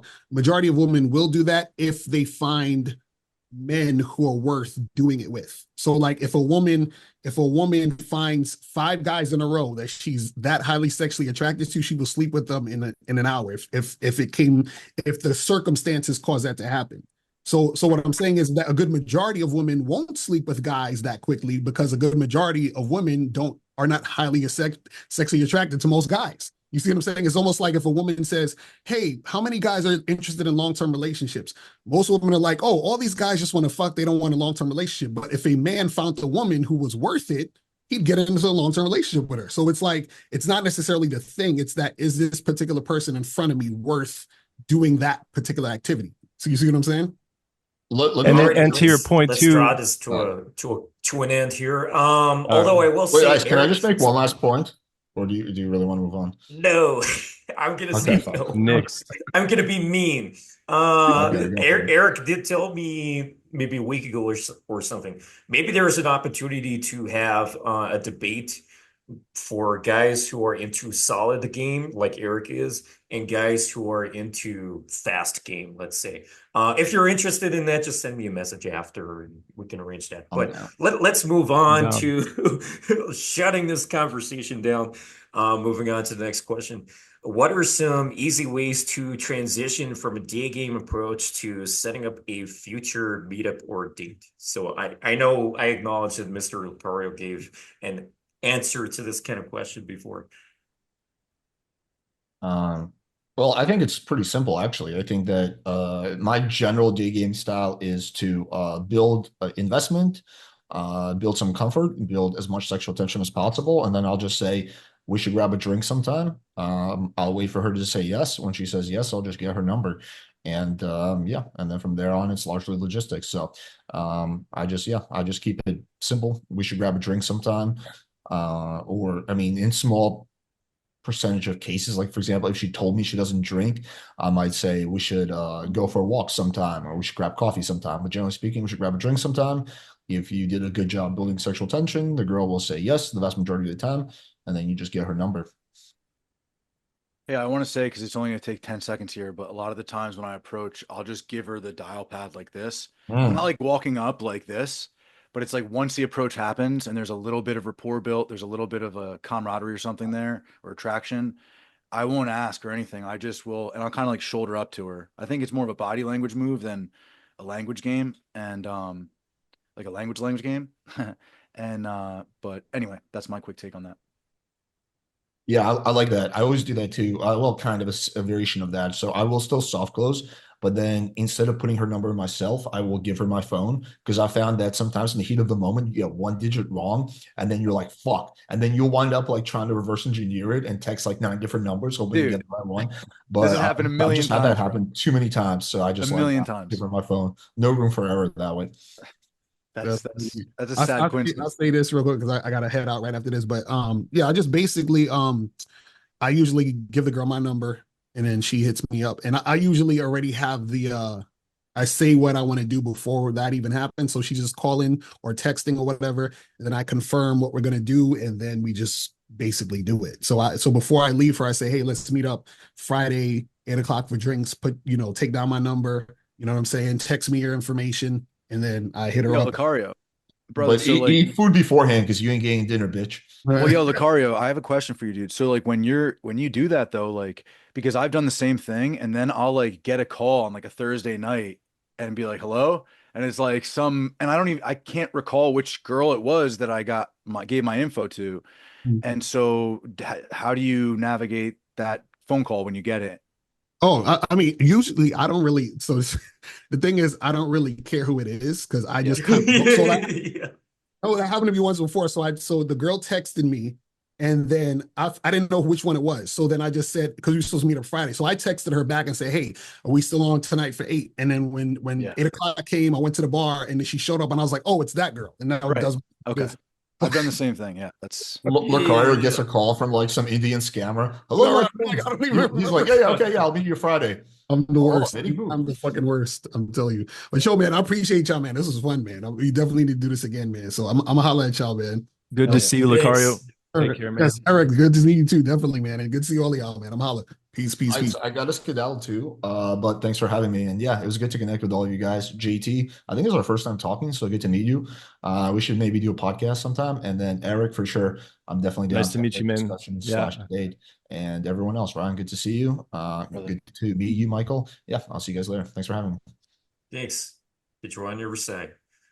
Okay, so let me also add a little bit about what Alex said here. I'm very into like asking the girl to have a coffee. It would be really nice to have a coffee with you later, and then pause there, just be completely quiet. And then if you say, yeah, that would be nice, then you ask for the contact details. That would help out so much when it comes to flaking and so on.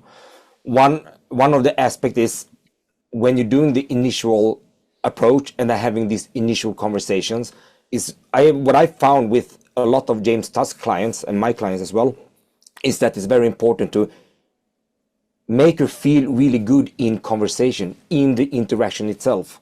If she feels good in that interactions, she will most likely want to go out and see you next time. Absolutely. I mean, it's also depending on what your goal is, because if I listen to Hashim, for example, he probably going with girls that involves or belongs to the exception of the rule than rules itself.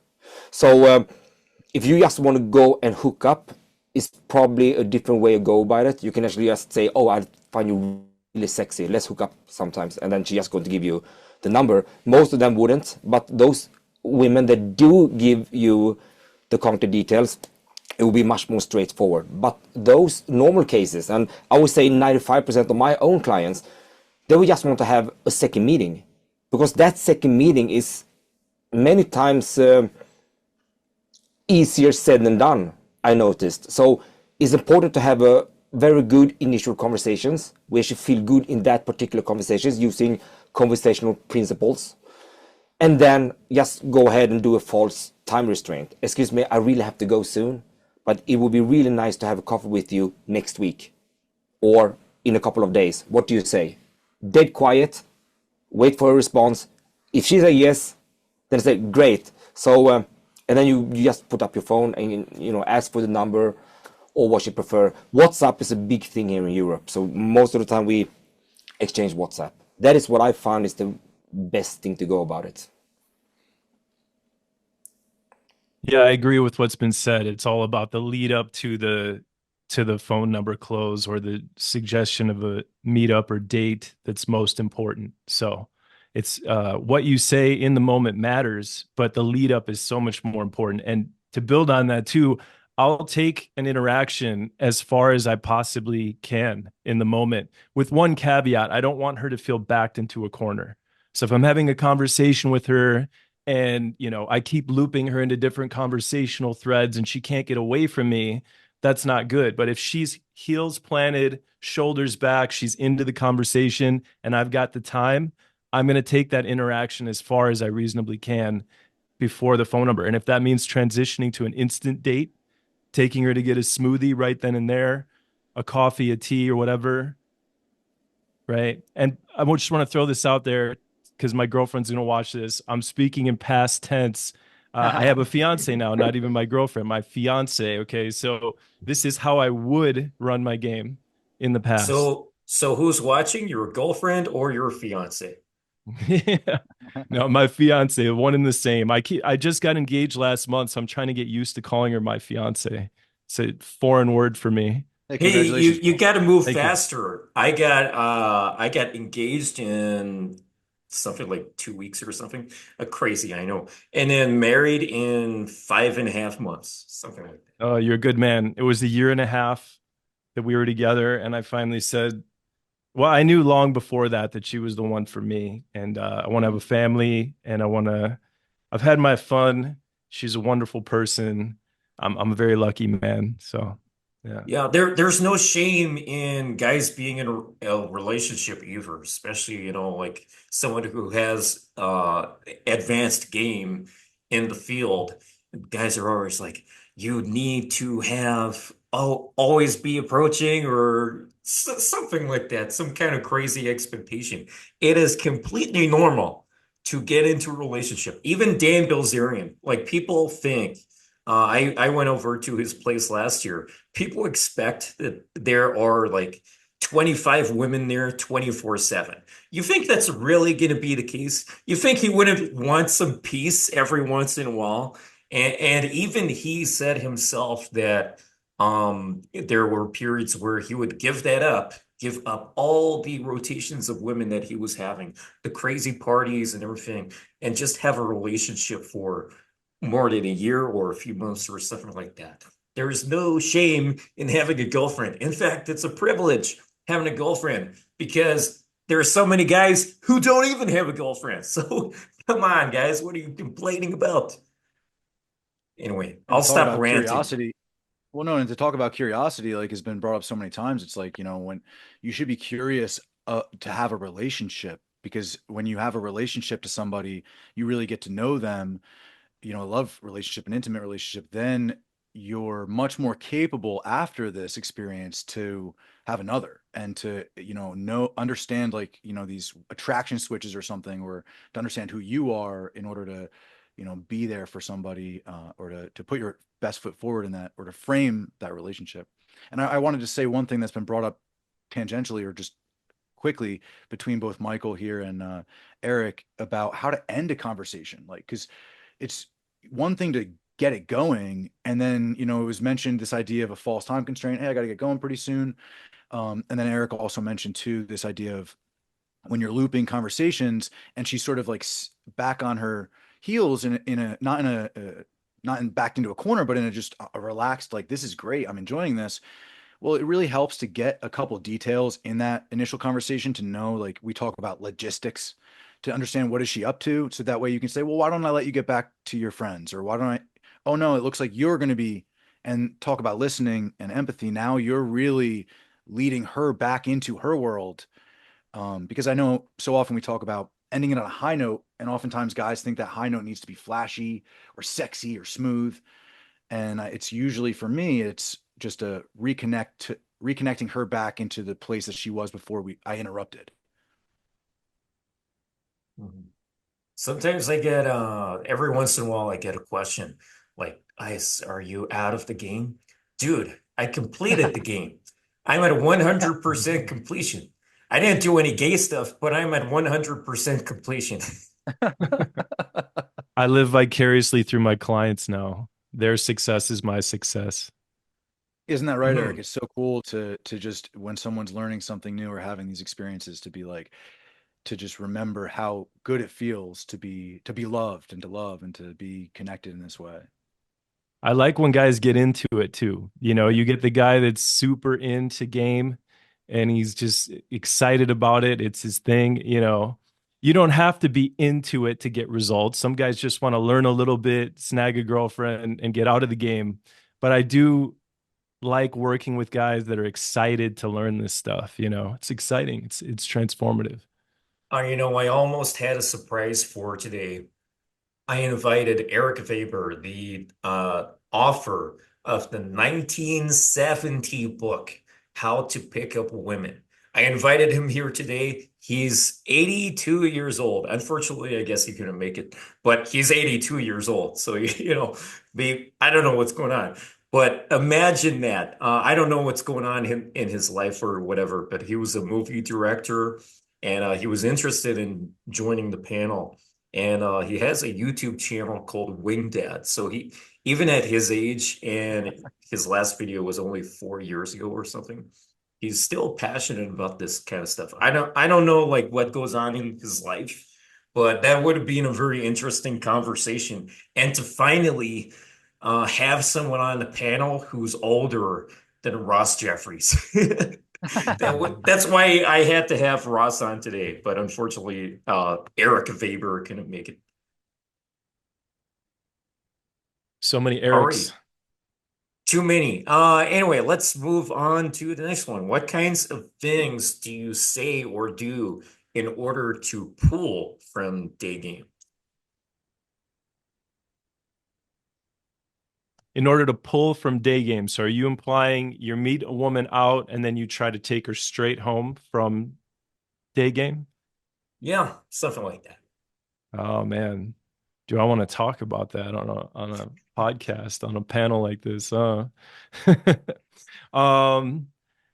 know, I'll just leave it to someone else, because again, generally speaking, I'm more about the experience and not the end result. I'm not saying there wasn't a time in my life where I wasn't more about the end result, but I am much more about the whole. Maybe I asked the question in a bit of a vague way. So, you know, if you want to take her on a date and then pull, you know, that counts. That's kind of what I'm going forward to. Okay. I thought we just answered that. Yeah. Didn't we just answer that question? I don't know. A lot of the questions are kind of similar, but Yeah.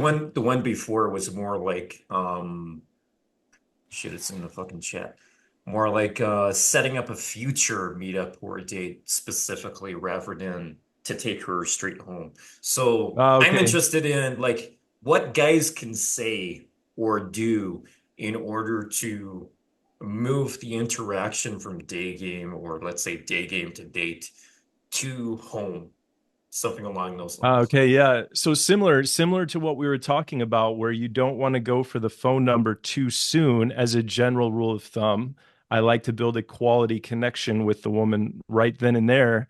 Similarly, when I get her out on a date or day two, whatever we want to call them, I want to focus on building a quality connection as well. So I am waiting until the interaction reaches a tipping point when she is uh, there's a buzz of attraction, there's a buzz of deeper bond, there's emotional energy flowing, and then it's usually just a suggestion to come back to my place, you know. And I usually will throw the caveat of, you know, I'll be a perfect gentleman. I'm not up to any funny business here, right? So I'll invite her to come cook something with me. I'll invite her to come watch a movie with me. I'll invite her to come to my place to listen to some music. And if I get any inkling of, are you up to trouble, mister? Right? I put my hands up and I go, I'll be a perfect gentleman. I'm not up to any funny business here. Just, you know, uh, and usually by that point, I don't even have to do that because I've got a bit of experience under my belt. I've been in the game now for 19 years, coaching for 15 years. I know when she's ready to be invited to my place. So once again, going back to the fast escalation versus solid game, which I'm more than happy to do a debate with anybody, Ice, if you want to set that up. I am a big believer in waiting till the woman is really ready to come over, not when I'm ready to invite her over, when she's ready to be invited over. And I'll kind of go with that because I like Eric. I love your approach.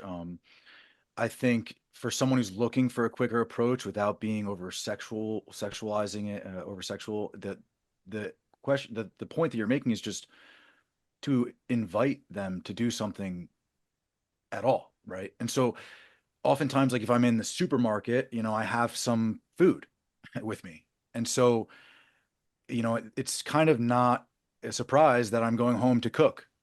And so if we end up in an interaction that's engaging, I'll say, if you're free, I'm about to cook up a mean meal. It slaps. You'll love it. Let's go. And it's just like that. It's very quick and spontaneous. And now I would press guys not to try and be spontaneous. You know, it has to actually arise from a sense of spontaneity. So you can't just go to the supermarket with your thing of food and be like, I'm gonna go cook food to 10 girls in a row. They'll see through the micro expressions, they'll feel through the vibe.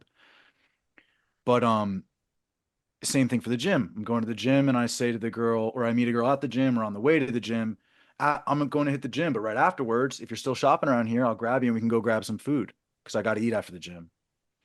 Or hey, I live right here. You know, I'm going to go home and listen to some music. I'm a musician. It's what I love to do. I don't know you, but I'd love to get a new fan, a new audience member. If you are into music, what are you into? So I think an invitation that's real and solid and not just bullshit. Like if you don't have a nice little area to take her back to or something of material, you know, within you of value, then what is there? So a little bit of that self-actualization has to happen. And then it's just sort of inviting to do something. Yeah. I'll take a slightly contrarian point of view. One, I generally just do night game. I'm not really a day game person. But two, I also live in Los Angeles. So in most cities, your competition is good-looking guys, rich guys, right? In Los Angeles, your competition is good-looking guys, rich guys, famous guys, and the city itself because of how spread out it is. So when you invite a girl, oh, let's grab coffee, even being a good person, authentic person, like this girl has like so many options in addition to the logistical challenges. Just being a good person and authentically inviting them to coffee is not going to fly when you are gaming a girl that's like model-esque, right? Maybe your average girls. And this is context location specific being in Los Angeles, right? So when I am going to take a girl out, again, I'm more of a night game person, set up a date or pull, but let's say I set up a date, it'll be like, I'll make something sound exciting. Like, I live really near this really fancy kind of hotel that's been in movies or really cool lounge. I'm like, oh, we can see like the ghost of Marilyn Monroe. It's very interesting, kind of exciting. Go there, and that kind of form like a little triangle or a little bit of structure. Again, remembering our audience who might be newbies, might not know how to structure the date or the pull. So something exciting, and have a drink, start to escalate, whether it's holding hands, kiss, and then like, hey, there's a poolside with tiki torches, very romantic, let's go down there. And I'll kind of like do things that'll sexualize myself, right, where she starts to view me, hopefully, if not before that, in a sexual way. Go for the makeout. And before all of this, in text, I would have like seated like my dog, right? It's like, hey, send a picture of my dog, cute little chihuahua named Lady. It's like, Lady says, never let friends drink and drive. Would you like an Uber? Right. So at that point, it's like, hey, would you like to meet my dog, Lady? Cutest dog in the world. She's like, of course I would. It's all right, right there. Let's go walk. Right. So in that way, make it really simple, very structured. Again, aim towards this environment of Los Angeles, right? Where like low key dates, especially if you're going after model girls, is just generally not going to work. But also the audience being noobs who might not know how to structure a date and know how to go for the poll. So that's how I do a dating triangle and a poll excuse. Yeah, and just to say, because I appreciate contrarian views, whether you're playing devil's advocate or you really are, speaking on it from your experience here. I don't invite girls to coffee all too much anymore. Like for me, it is, let's go do this thing that's really exciting to me. And so yeah, I appreciate that you're saying, it's not so, and I agree when I've dated specifically models, it's typically like they'll admit to me, they'll say, I've never done this before about coming back to my place and cooking a meal together. No, and I'll ask, why haven't you ever done this before? She'll say, and I do this all the time when I'm on a date with a girl that I find to be really special. I'll ask her, like, well, hasn't this ever happened? Like, how many guys have asked you to do XYZ? And typically, just like you're saying, JT, is they'll say, like, oh, well, how many times I get invited to coffee, or how many times do I get invited to XYZ? Whereas you're offering something really special, this Marilyn Monroe thing, or this whatever it is. And for me, I like to really offer a meal. I just find, a lot of these like model-esque type of women, they're being wooed by, like you're saying, the rich and famous. Let me take you to this spot. Let me do this special thing. And I'm sort of like, hey, like you cut the vegetables and I'll cook up the meat. Like, let's get going. Let's go. And a lot of the girls, I think they want that sort of, because typically they come from like a small town, or typically they come from like a very tight knit like group, right? A small high school or a family that's would have meals together, So, but yeah, I like what you said too, especially you tied into night game, right? So, you're gonna eat anyway.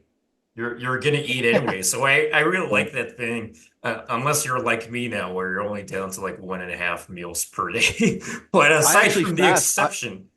Dude, I actually fast like you. I really barely eat. Like I eat on a very specific schedule. So like it's almost like, and I think that's another reason why it works for me, is because I'm really freaking excited to make this meal. Like I was trying to say about the spontaneity and you really have to, and like so a lot of the guys I work with, they ask like, what should I do to get good at like, instant pulling a girl back to my place? I'm like, dude, learn a couple drinks, learn a couple meals, be really good at cooking something so that when you run into her at the supermarket, you can say, yo, I'm making this and it's incredible. Because the worst thing is when you get back, and I am quite a good chef, but when I get back, I'm still terrified. I'm like cooking. I'm like, oh my God, it's like, is it too salty? Is it overcooked? Like, am I, and so there's a certain, but that's beautiful. That's something that, that when you can involve someone in that side, that vulnerable side of you, or like say I go and pick up the guitar, for instance, because I invited her back to listen to some music. I'm not showing off. I'm fucking terrified. You know what I mean? I'm like pissing myself. So, but to be able to like show her that side has always gotten a good reaction. And it's sort of like a panty dropping. You know what I mean? Like that's what it is that I'm looking to get out of that type of framework, that type of scenario. And like we've talked about before, like this is about sort of an instant pull, a pull back to the place. Not so much what I'm really about now, which is like the solid game, like what Erik was talking about, looking for relationships. Yeah, like I love cooking. Like I remember plenty of times I want to cook fajitas. You like fajitas and stuff like that. Or also bear in mind where she's from. If she's Japanese, can you teach me, can you cook for me Japanese food, especially if she's Italian? You must know how to cook some fucking amazing gnocchi or spaghetti or something. Can you do that for me? Something like that. But already, let's acknowledge Michael Sartain in the house. Now, okay, so one thing that hang on. Let me just, yeah. Michael Sartain, where are you calling from? I'm in Las Vegas right now, and I'm just looking at I don't know if JT Tran is on steroids or what's going on, man. What's going on with you, brother? Dude, dude. been a while, hasn't it? No, What's going on, brother? I lost 60 pounds since COVID. Is that what's going on? Yeah. Bro, I must have gained it. I must have gained the 60 pounds. Huh? There we go. I was like, Yeah. good Let me seeing know you, when you're man. back in LA, man. For sure. Oh, I'm coming back for Ty Lopez. I'm speaking at Ty Lopez's That event Magic Party on Friday. Yeah, I'm speaking there. And Okay. then I'm hosting a Babes in Toyland Pink Party for breast cancer awareness on October 17th in Los Angeles. Gotcha. I'll be in Europe by then, so. Okay. Damn. Alrighty, Michael Lee, go ahead. We're Texas boys, so. Yeah. Yeah. Oh, right. What's okay. up? We got two Michaels here, so let's not be too confusing. Yeah, let's finish up on this question and then move on. Michael Lee, you wanted to say something? Okay, so if someone want to make a pool based on a day game approach, one of the most important thing to do is to have an interesting conversation that creates attraction. There are so many guys thinking that women got this instant push in the brain that make them feel sexual attracted to a guy. Most women don't. You have to build up the attraction through conversations, and that is a couple of elements that is very important in terms of creating a connection with the woman first. Once you have done that, there is another area where I used to call gravitating towards common interest. So when you find a common interest with the woman you are having a conversation with, it could be like a Netflix TV series, for example. And then it comes up like, if you would choose any TV series on Netflix that you haven't seen yet, but you just have to see. And she said, oh, I have to see Breaking Bad. I haven't seen that yet, but everyone tells me that it's really good. Oh my God, you haven't seen it yet? You know what? I haven't seen it either. But let's see it today. Now you're actually taking a context and using it to pull her home. I'm not going to take something out of thin air again. So one of the most important things is to have an interesting conversation that is based on empathy. So when you understand her perspectives and why she likes things in different areas, you can take that and make a suggestion. Let's go home and cook, for example. If we spoke about food, and then I ask, okay, so when you're thinking about food, what exactly comes to your mind? And she maybe come up and say something typical. Oh, I like vegan food, for example. I'm not vegan, but I like vegan food. And those special vegan meat that comes up is really interesting. And then it's like, wow, I haven't tried that. You know what? Let's go and cook together. Let's make some vegan beef together.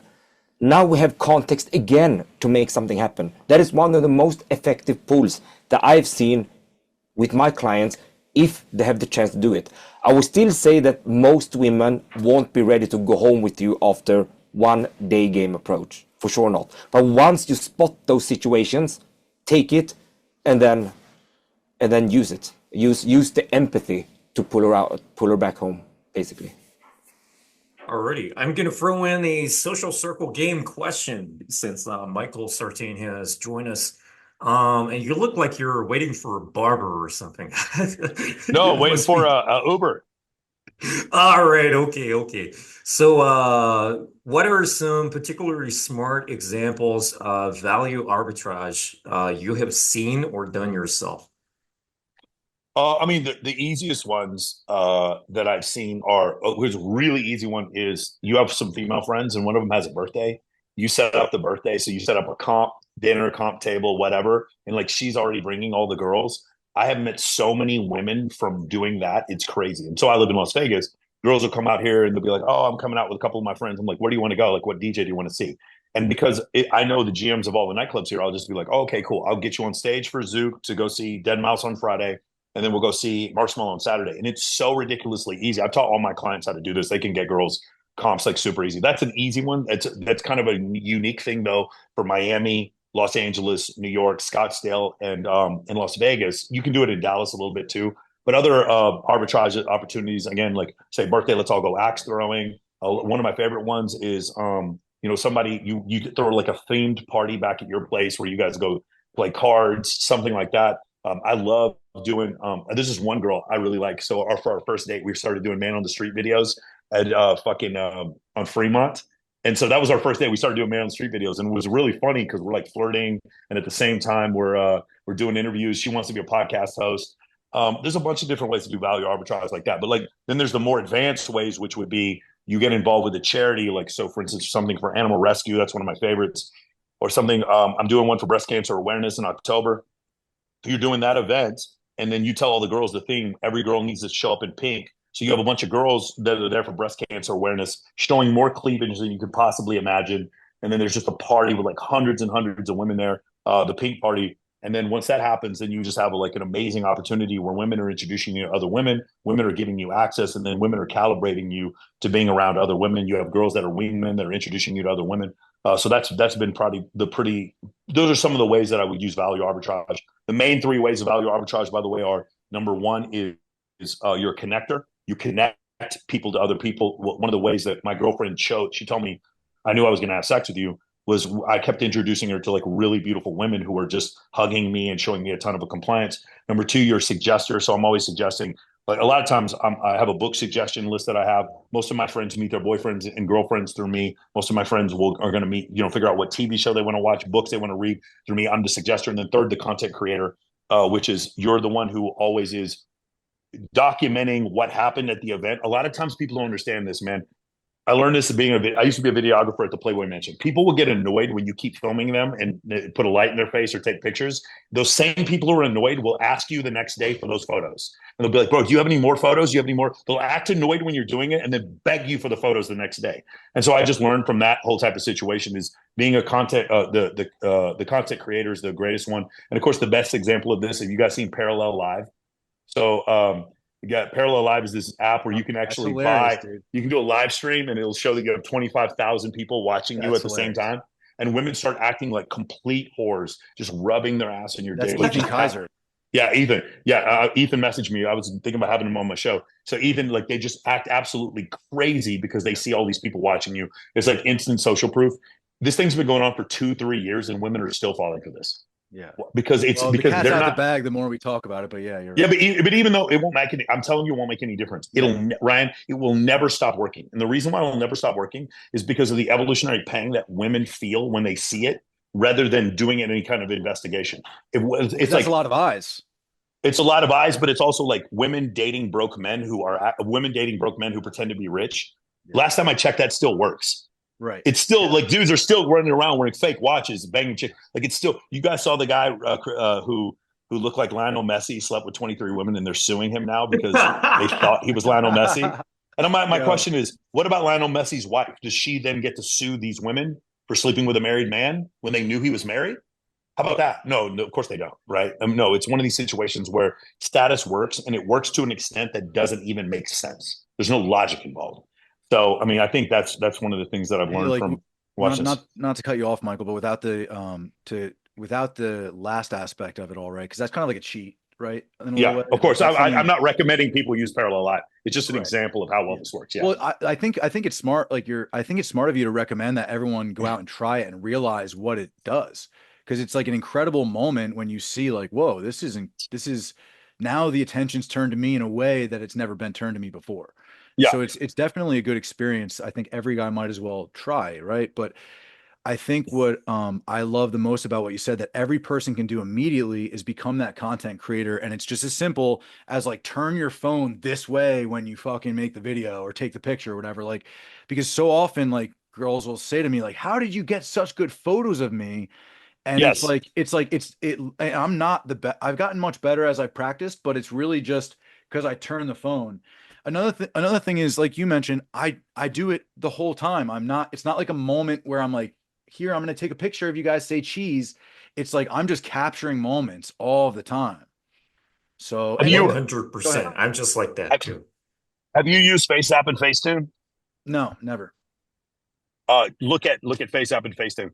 I've So seen you talk about this, how like, because their photos are like, I've never looked so good. Yeah, I've seen you every say girl, this. Corey Yee said this, Yeah. like huge models, Caitlin Ron, Corey Yee, Kylie Myers, they all say, when I take pictures with Michael, I've never looked so good before. It takes 30 seconds on the FaceApp and Facetune.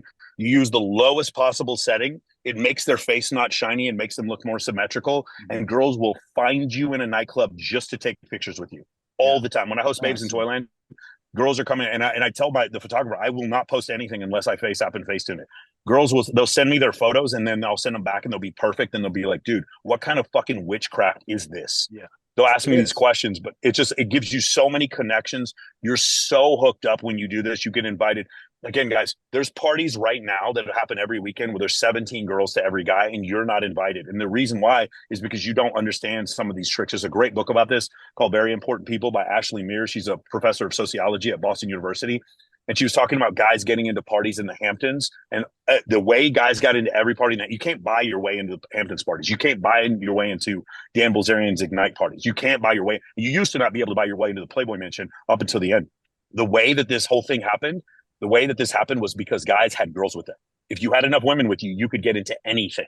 And so that was the trick that I learned. On the 28th, I'm going to try to bring a few dozen girls to Tai Lopez's speech. Just like, dude, having girls with you, you just get access to everything. Yeah.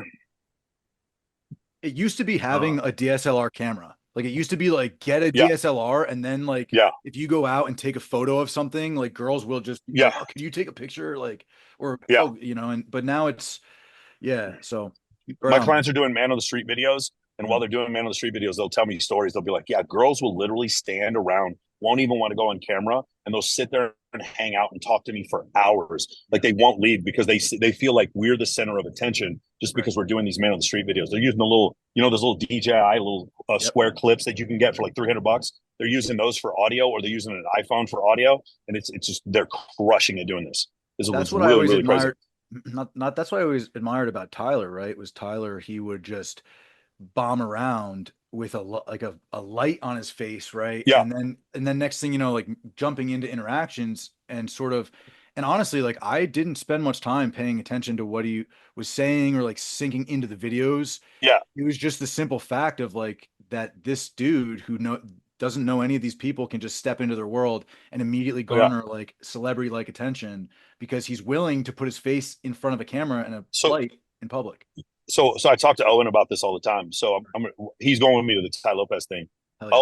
Owen was, obviously there was some problems on YouTube with showing infield footage. Mystery had the same issue, and there's ethical issues, and then also YouTube doesn't like it. But if you do man on the street videos with a light and the woman sees the microphone, then there's no complaint, because there's I believe there was a federal ruling that stated if you can see the microphone and she speaks into the microphone, that constitutes consent.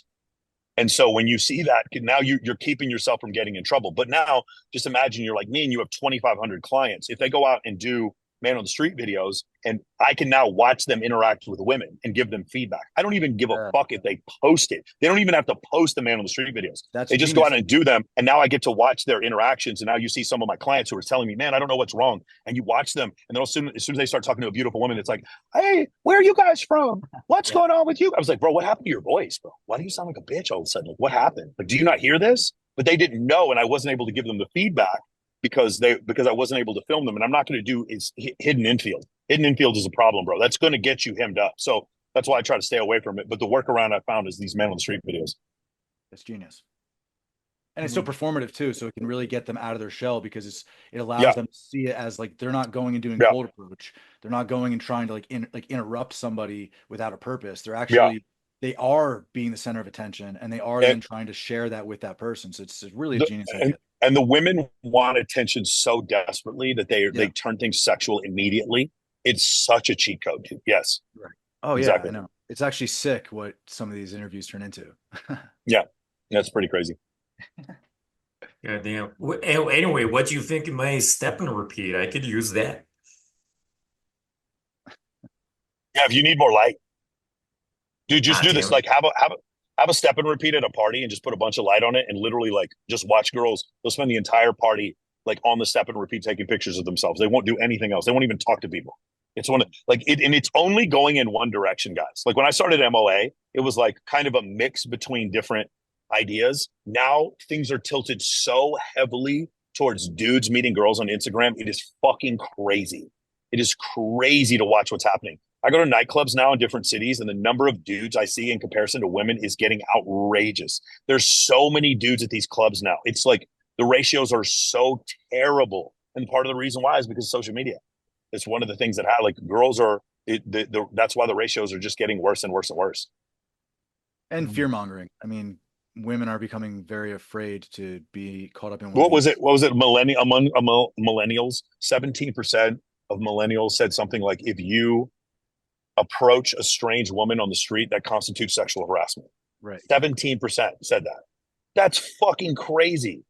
17%. Now, I actually like cold approach. I don't like direct game cold approach. I like indirect or cold approach to build a social circle. But like even hearing stuff like that, that's nuts. Now, I guarantee you that 17%, if you have a beautiful woman with you, it doesn't constitute sexual harassment anymore. That's why I have a beautiful woman with me most of the time whenever I go out. That's why. Yeah.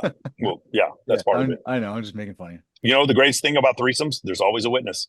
No matter what she says, there's always a witness. Great, dude. There's always a witness. Ain't nobody making up no goddamn stories. There's a witness. That's hilarious. And that's how to get away with all your serial killings when you have a partner in crime. Anyway, that's enough about my partner in crime. Anyway, any questions or comments you guys got about a social circle game? I don't have more questions on social circle game, but now's an opportunity to kind of cover that if you got any more comments. Social circle game, in my opinion, is something that every guy should be doing. I compare it to zone 2 cardio, where they've done interviews with Olympic athletes that train super hard, but what they found is they don't go super hard every single night, every single day that they train. Sometimes they just do moderate cardio, right? So for guys that have lots of approach anxiety or can't go out 4 nights a week doing a dozen sets a night, which is what Mystery, proposes, the newbie mission, right? 4 nights a week, 12 sets a night for 4 years. That's a tall order for most guys. But can you go out and socialize a couple nights a week? Take a little bit of the pressure off of direct game and even the idea of game. And as Michael was talking about, can you be a value connector? I got the definition of value arbitrage. I've never heard that term before. But yeah, I think that social circle game is effective in and of itself, but it's also a great way to just get out there, stay in the game, consistency.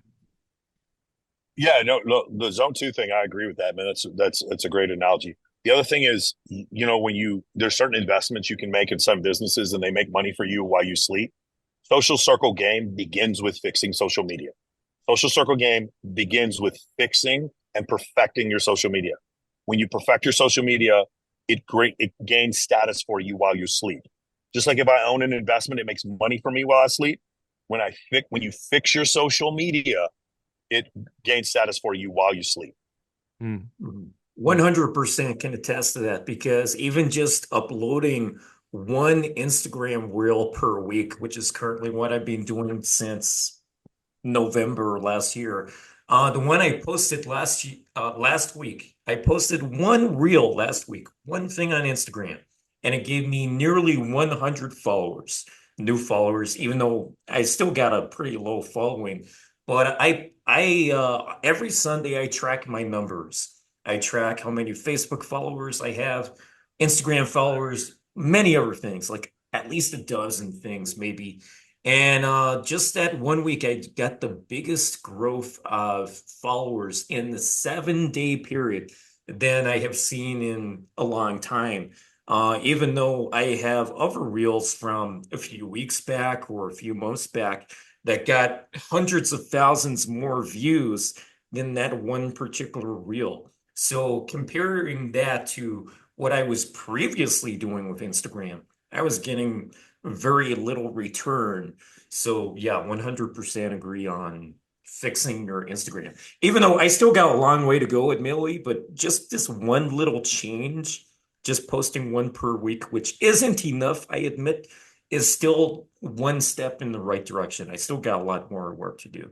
Well, circling back to what Michael was saying about Instagram, one of the things about that is when you have a very curated Instagram about showcasing your lifestyle, your personality, your friendships, it creates a safety factor. Like I've had girls that I've never talked to just like hit me up. It's like you seem nice. You've got this lifestyle, you got these friends, blah blah blah, and then they're completely willing to meet up. Like the only time you ever talked was just in the there's DM. no fear. That's it. It's like no fear. It's crazy. I literally just had this former playmate today. You're way out of my league. She's like saying this to me, and I'm like, bro, and I'm like, no, it's not like that at all. Like, for sure, let's hang out. But it's so crazy that happens. Why does that happen? Is because of the pre-selection that I show on my social media. Hey, like I think a lot of guys who I agree fully with the ideas of letting social media work passively in the background for you. But No, I also think there's a lot of guys who they're not involved there yet. And they want to know, well, what can I do tonight when I'm out? And, so definitely get social media figured out. But, we talk about merging sets, like being social in that sense of like, you're meeting this person, you're meeting this person, or you're meeting this person. Let's go introduce them to somebody else and be like a connector, like you said.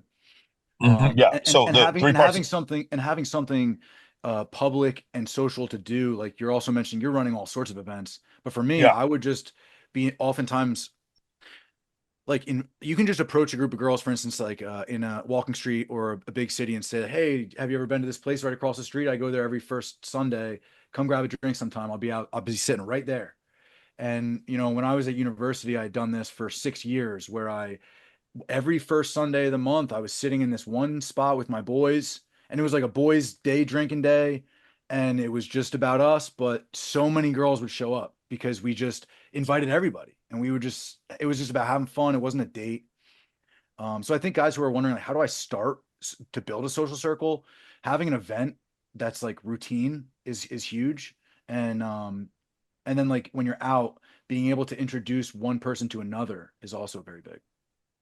Yeah, the value arbitrage means connector, suggester, content creator. So yeah, you would be connecting people, suggesting where else they go and other places. Like a lot of times the way to move the set to like another location is you're suggesting, hey, we're gonna go to Peppermill and eat, or let's go have the wings at the Rhino or something like that.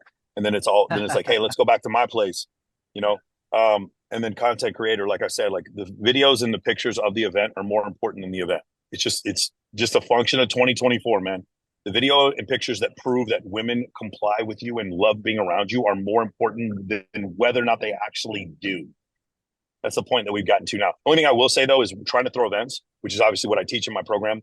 It's 100x more effective if you have good social media to get girls to show up. And the more attractive the women are, the more they are attuned to social cues, and the more they are going to look at your social media to see if those cues exist, which is why it's so important that you curate and fix and perfect your social media. The candid shots, the lifestyle shots, candid shots, and pre-selection shots in the right ratio are so incredibly important in order to do that.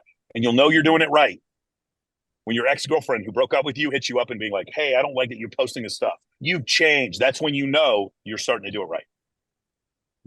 It's that level of clout game, right? There's always, the in-person game, the different styles here, like social media has that added element of being able to, as Michael was saying, run very like passive attraction, right? Like passive income. For sure. Yeah. It's your dating CV. It's always there. Girls might be looking at your stories, hitting you up, so. JT, it's funny. There's these two girls I was friends. I was sleeping with one of them. The other one, she's come on my podcast recently, and they don't like each other anymore. And the second one, she comes to me and she goes, that girl that my friend, she's this tall blonde with blue eyes, huge fake, but she goes, the only reason she was sleeping with you was because of clout. And I remember saying to her, like, do you think I give a fuck? Like, no, even better, like, Mike. The only reason she was Michael, you're like, exactly. Even better, you're like, exactly. I was like, She doesn't. She didn't genuinely desire you. She was just sleeping with you because of clout. Yeah. She's like, she's just sleeping with you because you knew a bunch of other girls that she could film with. And I was like, Dude, What's the I was like, difference? you think I give bro. a fuck? It's almost like her saying she only was having sex with you because you're good in bed. That's the only reason. She didn't really like you. I was like, that's the greatest shit I've ever heard in my life. Yeah. She's only sleeping with you because you have the best parties. That's the only reason. I was like, you think I He's give a just fuck? using you for your penis, Michael. Yeah, it's like, do you think I give a fuck? Like, oh my God, that's the funniest shit I ever heard, dude. Oh my God. Hilarious, bro. That was hilarious. When she said, when our I think you froze again. Pretty epic. Michael came on in the Uber ride. That's pretty awesome. yeah, I just left the pod. I was going to do this whole show, but I had a podcast scheduled for right now. Take care, brother. Alrighty. Any other comments before we move on to the next one?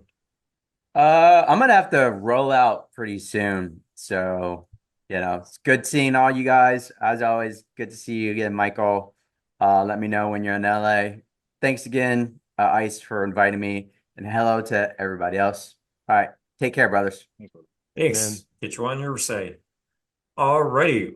What are some poor mindsets guys have that prevent them from making progress in game? The inner game stuff. Well, I can start with this one. One of the most important thing in order to be good at conversation is the mindset and behaviors. And what I noticed that can make a huge difference in most guys' approach to women is the shift attention method, is to be curious. Because so many guys are so self-centered when they're going up and going to talk with the girl.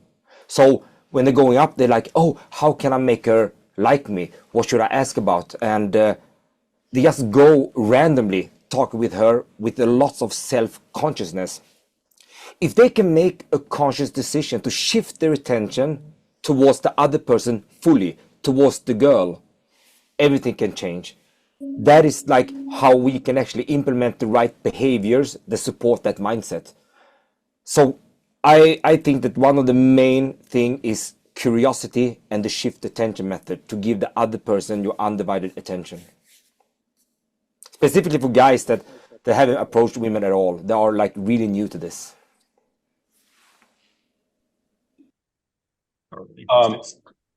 I got one for you. This is a big one that I have, is guys who think that there's a certain way to attract good girls and a certain way to attract bad girls.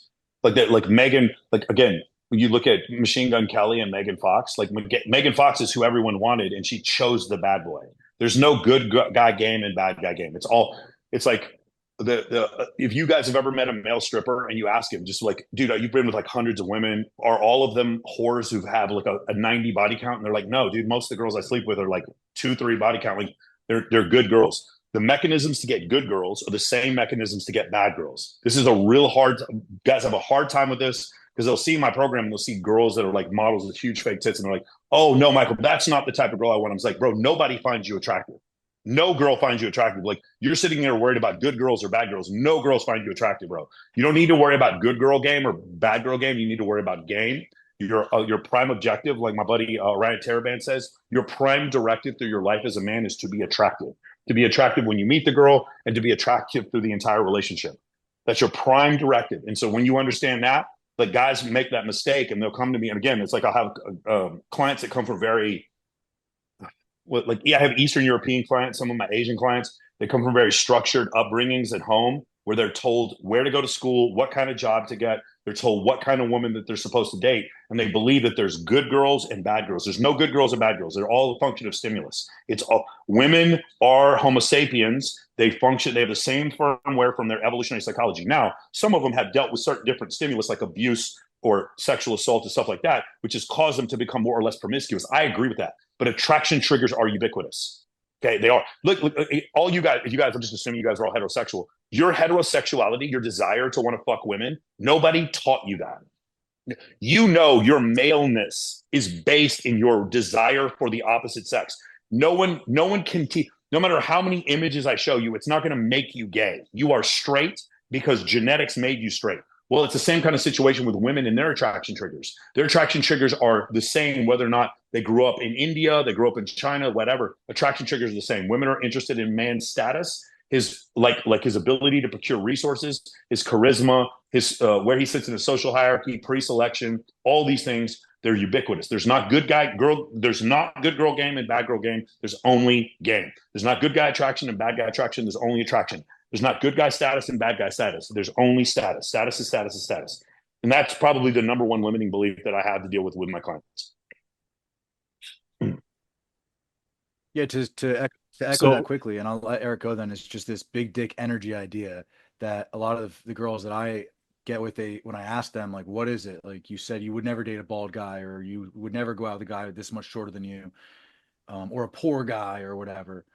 You know, a lot of the times what they'll say is it was big dick energy, just straight up. And it's like, you can't just like falsify that, but there's something to having an edge to you that can kind of create that sort of attraction there. But anyway, Erik, I'd love to hear what you had to say. I was going to say mindsets that prevent them from making progress. So I found there are two types of guys. One guy that thinks that game is easy and he can just learn a few things and, you know, latch onto an idea, transform his love life. And then the other is the guy that thinks that it's so difficult and it's such a steep climb that it's not worth getting into, that he needs to just sort of find someone that's right for him and kind of just get in and get out of the game real quick. And I'm not opposed to the guy that goes out there, meets the love of his life, you know, and doesn't feel the need to gain proficiency. But this game is very, very challenging. It's a very, very difficult game. And it takes, in my opinion, a long time to get good. You know, you have the guys, not as prevalent anymore, but, you know, back in 2005 and 2006 that were claiming they read the game and 6 months later they mastered the art of attracting women and they threw up a website and I'm going to turn you into a master in 6 months too. I don't even use the term mastery. I've been in the game for 19 years. I've been coaching for 15, working with mystery now for 8 years. I will never call myself a master. If somebody else wants to call me a master, they can.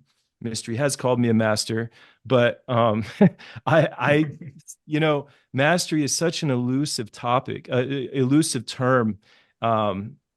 So yeah, you have to be willing to stay in the game until you gain proficiency or until you meet that woman that you want to meet, and then you're out. You have to believe that it's obtainable. It's like people that, because if you don't believe that you can gain proficiency, you probably won't. It's like people that believe they can't stacked against me. The Federal Reserve controls interest rates. You know, the hill is too steep. I'll never be financially free. If you don't believe you'll be financially free, you probably won't. And if you don't believe that you'll gain proficiency in the dating game over a long enough time horizon, you probably won't. You won't take the consistent action every day that it takes to get better and either gain proficiency and manifest the love life that you desire, or manifest that ideal partner. Find that ideal partner for you. I'd like to add one too, if that's all right. I just wanted to add quickly, and this is kind of going right off of what you're saying, but facing the mirror the other way, is how guys, a really poor mindset I see is guys objectifying women and sort of degrading women, or or sort of creating an aura of shame around the female reaction to them, or even to their successes, right? Where it's like, well, she was a slut and that's why it worked. Or, well, that girl didn't give me the time of day and it's her fault because she is XYZ shallow or something. Bro, if she's a slut and she won't go out with you, then what does that say about you? Dude gets so mad when I say this shit. Right. You just called a girl on my show a slut and she would never fuck you. So what does that say about you, pimp? Yeah, right, exactly. And sort of like, but I think for most guys though, Michael, it's like they have this language of just hatred towards women. And I don't mean to say most guys, but most guys that I interact with who have really, really poor mindsets, it's this sort of like, it's almost out of trauma or something, this language of like hatred towards women or fear that they're that they're going to ruin their life in that moment or something. And so I think it goes back to what we talked about at the very onset of this self-actualization, right? Where it's like, well, if you're the type of guy, and it's been brought up many times about the dopamine centers of the brain and all these different things we really want to get a hold of to have a empathy or have a curiosity or have an engagement. And so, I mean, it hasn't been said yet, but like removing yourself from some of these, like, from some of these terrible, like utilizing pornography and things, like, when you remove yourself far enough from that world, it's so much easier than to look at a woman as not like a piece of meat, or as not like a means to an end. And so I think a lot of my clients, when they come to me, they think, because I do like to teach a very direct game, they come to me with this idea that I'll just get them laid. And so a lot of that's already been spoken about, but just to sort of, let's begin to really humanize the other person. And so, yeah, I mean, a lot of this has already been said, right? But it can't get lost. We can't just lose that in the teaching. You guys want a really great game tip? Get these right here. Titan energy cookies. My buddy makes these. They're chocolate chip cookies with 200 milligrams of caffeine. So some girl comes back over to your place and she's like, oh, you can tell they're like fading. Like, here, have a cookie. They eat this motherfucker and they're like, yeah, let's fucking go. Let's go lift weights. These things are incredible. Before I give a speech, I eat one of these things. They're incredible. Oh my God. Some of those. What was I going to say? What were we just talking about? What was the question? Poor mindsets. Yeah. Don't let I have this saying, I tell my guys, don't, like, you call them hoes. I don't call them hoes, but like, don't let the hoes bother you. It's like, if women are like, I agree that they're not accountable. I agree on all this stuff, but you're not going to make porn go away. You're not going to, 60% of college enrollees are women. That's not going to change. Women are going to make more money. None of this shit is going to change. Cardi B is not illegal. Megan Thee Stallion's not going to be made illegal. None of this shit is going to change. You need to live in the OnlyFans is not going away. They made $6 billion in revenue last year. So what you got to do is say, women are like puppies. Like, when puppies shit on the floor, you don't go, hey, let's go ahead and create legislation to end this puppy shitting on the floor. Let's go ahead on YouTube and just blame puppies for no, they're puppies. Just stop letting you don't let the puppies bother you. They're puppies. They don't know what they're doing. I just tell my guy friends, like, don't let the girls bother you. Don't let the hoes bother you. And just understand that. You think about fucking Hank Moody in Californication. He knew that the women were unaccountable. He just didn't let them bother him. Think about Harvey Specter in Suits. He just doesn't let them. He's like, dude, people do stupid shit. Just don't let it bother you. Just be ambivalent. But the main thing you need to remember is, if she's a slut and she didn't sleep with you, that means you're a loser. So stop calling her a slut. That's the whole thing. It's just a coping mechanism that you have for why you're not dealing with what you're dealing with. And stop saying that girls that like get a bunch of followers on social media are like ugly because they have lips or tits done. No. That's not the thing. The reason why you're saying that is you're trying to protect yourself, because you know that woman would not piss on you if you were on fire. That's the reason why. And so that's what, and the best way to fix that, like I said before, we're all average looking dudes. None of us are male models. The way to fix that is to have a beautiful woman with you. You have a beautiful woman with you, it fixes everything. Yo, Michael, you said that you don't use the word hoe, right? Like, yeah. So, and that's interesting, because when I first started to get really good at game, I had this notion of, I should stop altogether using words like bitch, hoe. I don't know. Again, maybe I'm going to break to you. I've never used those words. I've never called a woman a bitch or a hoe myself, ever. Right. Never once. Exactly. Mm-hmm. So I think a lot of the times, if guys can just immediately remove language that's like detrimental to building, like that creates an objectification, right? Then that's, So in any community, we should be like nipping that in the butt. Myron Gaines comes on my show all the time and he goes, you and Rolo are too nice to these hoes. He said this shit all the time. He's every show. He goes, Mike and Rolo are too nice to you guys. I'm gonna tell you hoes what's up. It's so fucking funny, dude. That's cool though. I mean, there's a place for that. He owns it. It's like, you know what the funny thing is? Here have to get to that level. So I've done fresh and fit now, maybe 4. Well, let me say real quick, because now it's like when I'm talking to a girl, I'll be like, damn girl, you look like a slut today. And she'll be, but she's my girl. She's already my girl, and so she loves it. Here's another way. Here's another way I say it. If you walk through a casino in Las Vegas by yourself and you're a woman, and you do not get carded by security because they think you're a prostitute, you're not hot enough. You're not hot enough. You're doing it wrong. That means you're not dressing well enough. No, the thing with Myron. So I've been on Fresh and Fit maybe 14, 15 times, and when I go on the show afterwards, I always notice the girl that Myron was like the meanest to, and she's always trying to hook up with him afterwards. Yep. It's so the girl that Myron like is the most contentious, with the exception of Jasmine Jafar. She wasn't trying to hook up with him, but like all the other ones, like they're afterwards, they're like following Myron around. It's so funny when I watch that shit. No, it's kind of funny because like because I do content too, when I was on Just Pearly Things, there was an OnlyFans girl there, and there were some guys saying, "Why weren't you harsher to her?" and stuff like that. And I'm just like, doesn't really matter what I say because people are gonna roast her in the comments anyway. I did roast her a tiny bit, but I'm genuinely not trying to be that kind of person. It generates a shitload of views because if you're uploading spicy content, you're going to get a load of spicy comments. People are encouraged to comment. This is why you see on Facebook and literally everywhere, the more divisive a post or video or whatever is, the more comments you're going to get. I want to tell you something real quick. So my team, we just took a YouTube course. And YouTube is definitely getting away from that. It's part of the reason why Fresh and Fit was demonetized. The man versus woman panel show is really being hurt on YouTube as far as the algorithm is concerned. And part of the reason why, you guys really want some controversial shit? Here's something controversial. The United States is about 14% African American. Ice, what percentage of the manosphere do you think is African American? Not too much, I guess, but really, you don't think it's too much? You don't watch the people who watch Fresh and Fit or come on that show or whatever?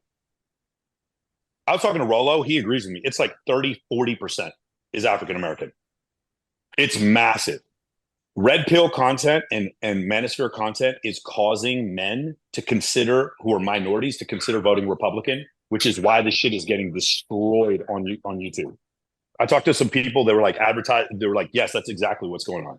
Your content, because it's ubiquitous. It doesn't matter if you're Asian or Black or white or Hispanic. This manosphere content has a very conservative tint towards it. You'd agree, right? Like, I mean, there's very few people in this space that are like huge Kamala supporters. And so what you're doing is you're causing men. So what it used to be is the disenfranchised were minorities. I'm saying this as a Hispanic man. The disenfranchised were the minorities. Listen to Scott Galloway, who's a liberal, by the way. What does he say? The disenfranchised men are the men who women are ignoring. These ignored women are now listening to some of this manosphere content, and it doesn't matter what color they are. So now you're taking minority men and you're pushing them towards conservatism. That is a huge, huge, huge problem for progressives and liberals, and which own these social media companies, Meta, etc. And that's a lot of the reason why this content is getting pushed. It's not because they're trying to protect women. It's not because women are being treated in a misogynistic fashion. If you think, let me tell you something, I'm gonna give you guys a hint right now. No people in the world hate women more than the people at Instagram. They fucking hate women. Bro, the shit they do to women on that program, on that app is incredible. They spent years exploiting women for their physical attractiveness to build their app, and then they took those same women and shit on them as soon as they try to make money going somewhere else, or try to, like, as soon as advertisers got in, they got rid of all the bikini photo, all that shit. They fucking hate women. They tell women when you wear a bikini, it's sexually suggestive. Do you know how crazy that is to tell a woman when she's suggesting when to have sex? That is like, it's so funny. Like, dude, honestly, they are some of the most belittling fucking social justice warrior, woke ass fucking, what's the word I'm looking for? Virtue signaling shit I've ever seen, because they think young women are too stupid to know better, and they tell women how they're supposed to behave on the platform. No one hates women more than Instagram. Okay, so what's going on now is that these disenfranchised men are coming to the realization. It's like, wait a second. If I vote conservative, I at least get one wife. Wait a second. If I vote conservative, you're telling me that I might it actually encourages me to have a life where my girl doesn't cheat on me? Wait a second. Like, they start looking at the two things. Like, do I want to marry Cardi B? You saw Cardi B shaking her ass at that Kamala event. She's like shaking her ass in front of Kamala Harris. what is it that I want as a man? And it doesn't matter if I'm black or Hispanic or whatever. I'm having the same problems. It's harder for me to find a good woman because of what social media is doing to women. It doesn't matter what color I am. That's the issue. And watch, after November, you're going to see things flip back the other way. Oh yeah, it's gonna be fucking crazy. God damn. Yo, Michael, did you eat So that I'm gonna cookie yet? No, I'm eating right now. I'm gonna I'm starting throw my another. call. I got a call right. You guys are all welcome to join my my Tuesday call if you want. I got like 100 clients coming on right now. It's awesome, man. And then I'm doing Bilzerian's course. I'm one of the instructors on his course too, on Sundays. I joined your call, Michael. I don't know if we've met. I'm Ablaze. I'm Mystery's Okay. wingman. Been Mystery's Okay. wingman for 8 years now. Yeah. Yeah, I love Erik, man. Yeah. Yeah. I've got some crazy stories about Erik. One time he pulled at least 2 strippers when we were in Dallas. My God, that would have been 2008.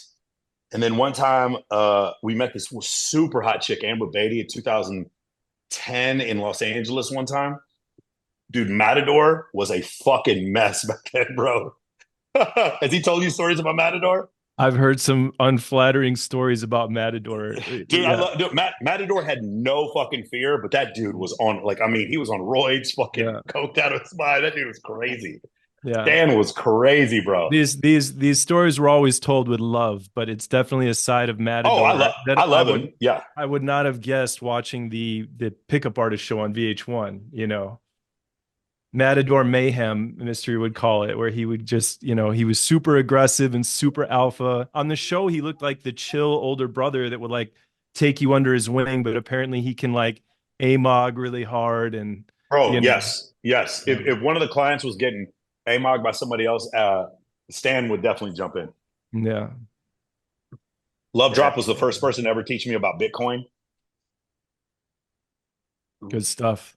I wanted to add one more to this layer of mindsets that prevent men from making progress in the game. A lot of this red pill stuff that we discuss and that we've just discussed, right? I think a lot of this stuff is super valuable for guys to understand. You need to understand the fundamentals of female sexuality, mate selection, you know, the science of female attraction that's across cultures and time periods, right? But I also think that it's important that once you understand the foundations of it, you shift your focus to the game, you know, to building your lifestyle, to developing your strategies, your tactics. The evolutionary backdrop stuff, you know, it's kind of like music theory, right? You learn music theory, but then you write music that is congruent with your soul. You know, you write your own original music within the confines of good time signatures and good solid theory, right? So I do think while the red pill stuff has had a very positive impact on guys, and it's a part of the game. You have to learn a little bit about the red pill stuff. You have to learn a little bit about the science of mate selection, in my opinion, but don't get stuck there. You know, develop your craft, develop your art, play the game. I think that's where guys should spend the majority of their time focusing their energy. Alrighty. If there are no other comments, let's move on to the I next got one. Okay. I got one. So there's offense and defense. Man, so I don't even consider myself red pill. I know Rolo's my best friend, but I don't agree with. We disagree about a lot of stuff. Not actually, we agree on 85% of the stuff, but sometimes we disagree. Like I would vote for a woman to be president. He would never do that. We disagree on a lot of stuff. The thing is, for me, I do believe in what most of the red pill stuff and the manosphere in general as an idea, as a concept, I support. But the manosphere is defense. The manosphere is don't get into a marriage without getting a prenup. The manosphere is understanding hypergamy, why she will cheat. The manosphere is defense. Game is offense. Game is how I go out and meet the girl. Game is I need social circle. Game, that's offense. I need my body on point. I need to get in better shape. That's game. I mean, to merge sets, I need to have pre-selection, all these different things. That part is game. Game is offense. When Erik and I would discuss game, 15 years ago, There was no discussion about whether or not a woman was a conservative or a liberal. I have never one time in my life had a conversation with Mystery about whether or not a woman came from a good family. Not one fucking time ever did me and Matador ever talk about body count. Not one, that term never came up. When I'd be out there running with fucking Adam Lyons or Vince Kelvin or Owen Cook, we never talked about body count 15 years ago. Never. Because pickup was only offense. It was just offense. There was no defense. We never had a discussion when I would sit there with if I was with Neil Strauss or whoever, we never had a discussion about a fucking prenup or her taking half our money in divorce.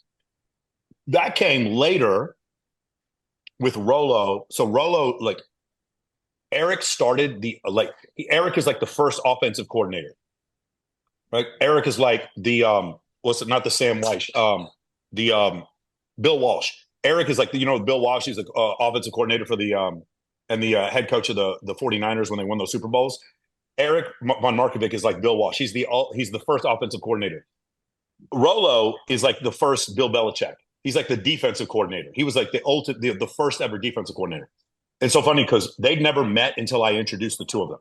I introduced Erik and Rolo together. They came together on my show one time. They'd never met before. But like, I really do think people need to understand, like what you're saying, you don't want to get stuck on one side or the other. You need both. You need a mechanism for saving money and a mechanism for making money. They talk about this in The Millionaire Next Door. There's offense and defense. With women, there needs to be a mechanism for offense. How do I attract women? And a mechanism for defense. How do they not take advantage of me because I understand their nature and continue to generate attraction even though I'm in a relationship now? There's an evolutionary hypothesis that when men get married, their testosterone levels should go down. This was a hypothesis postulated, and of course they do the test, and of course you guys know the answer. Their testosterone levels go down. Then there was a second hypothesis that when men get divorced, their testosterone levels should go back up, and they test it, and of course you guys know the answer. Their testosterone levels shot back up. Another evolutionary hypothesis is that when men are surrounded by attractive women, that their testosterone serum levels increase. And of course, UNLV did this study. They did it with sports cars and they did it with gambling. And when men are around attractive women, their testosterone serum levels increase and they take bigger bets. They take more risk because throughout our evolutionary history, only 40% of men and 80% of women have reproduced, which means that bottom 60% of men had to take chances in order for them to have access to women throughout history. Now, a lot of times we take cold approach is taking a chance. It was a way bigger chance 500 years ago to do cold approach than it is now. But that's why we still have approach anxiety, is because of the chance that we're taking from when you consider Pleistocene Homo sapiens. If you screwed up and said the wrong thing, I think it was Erik who told me this. He goes, your genetics are unapologetically weeded out of existence if you go say the wrong thing to the wrong woman. But yeah, that's where that whole concept comes from. But yeah, I like that. I like the offense defense analogy, and actually, I use offense defense analogy as well as it pertains to game. But to that point as well, if you use like a martial arts analogy, defense is very important, and at the same time, you do want to go into offensive cycles as well. Because if you have really good defense, but you can't finish a fight, then if the other person has more endurance than you, eventually they'll wear you down, right? So it's like a jujitsu concept, right? Having good defense and knowing that you can't be submitted, you can't be choked out, you can't be arm locked, whatever, that's important. And at the same time, you have to transition to offensive cycles to win the match, right? So I like to try to keep guys in the offensive mindset as much as possible, because the defense, I personally think that right now, the red pill stuff is being blown a little bit out of proportion. And again, I don't know Rolo, but I do respect him. I have read his book, and I respect all the hard work that's gone into the red pill stuff and the evolutionary backdrop of everything that we do. But I think there are too many loud voices in that scene. And again, as we've talked about, it's getting merged with political undertones. So guys are kind of like, are they getting moved by the political aspect? They're like, fuck women and fuck Ukraine. They're like, fuck women and fuck Ukraine. Yeah, basically. They're like, fuck women and fuck Israel. I'm like, what the fuck? Where did this come from, bro? What is wrong with you? Yeah. This So woman cheated on me. I hate Joe Biden. Like, what are you doing? Yeah. And for me, like I try to take the political conversations out of my coaching. I want guys to focus on the game, and that doesn't mean that politics is an important part of our life and lifestyle, and especially if it's very important to you and you want to convey that to a woman, right? But game, that the answer, in my opinion, to a lot of guys' issues is not learn as much about the red pill as possible. It's learn about as much as you can about the game and implement it, and let the red pill stuff be a supplement to the offensive cycles. Yeah, like the red pill stuff is what you're learning when you're in a relationship. When you're in a relationship and you're not going out gaming and you're, being monogamous, you should be reading up on the red pill stuff as quickly as you can.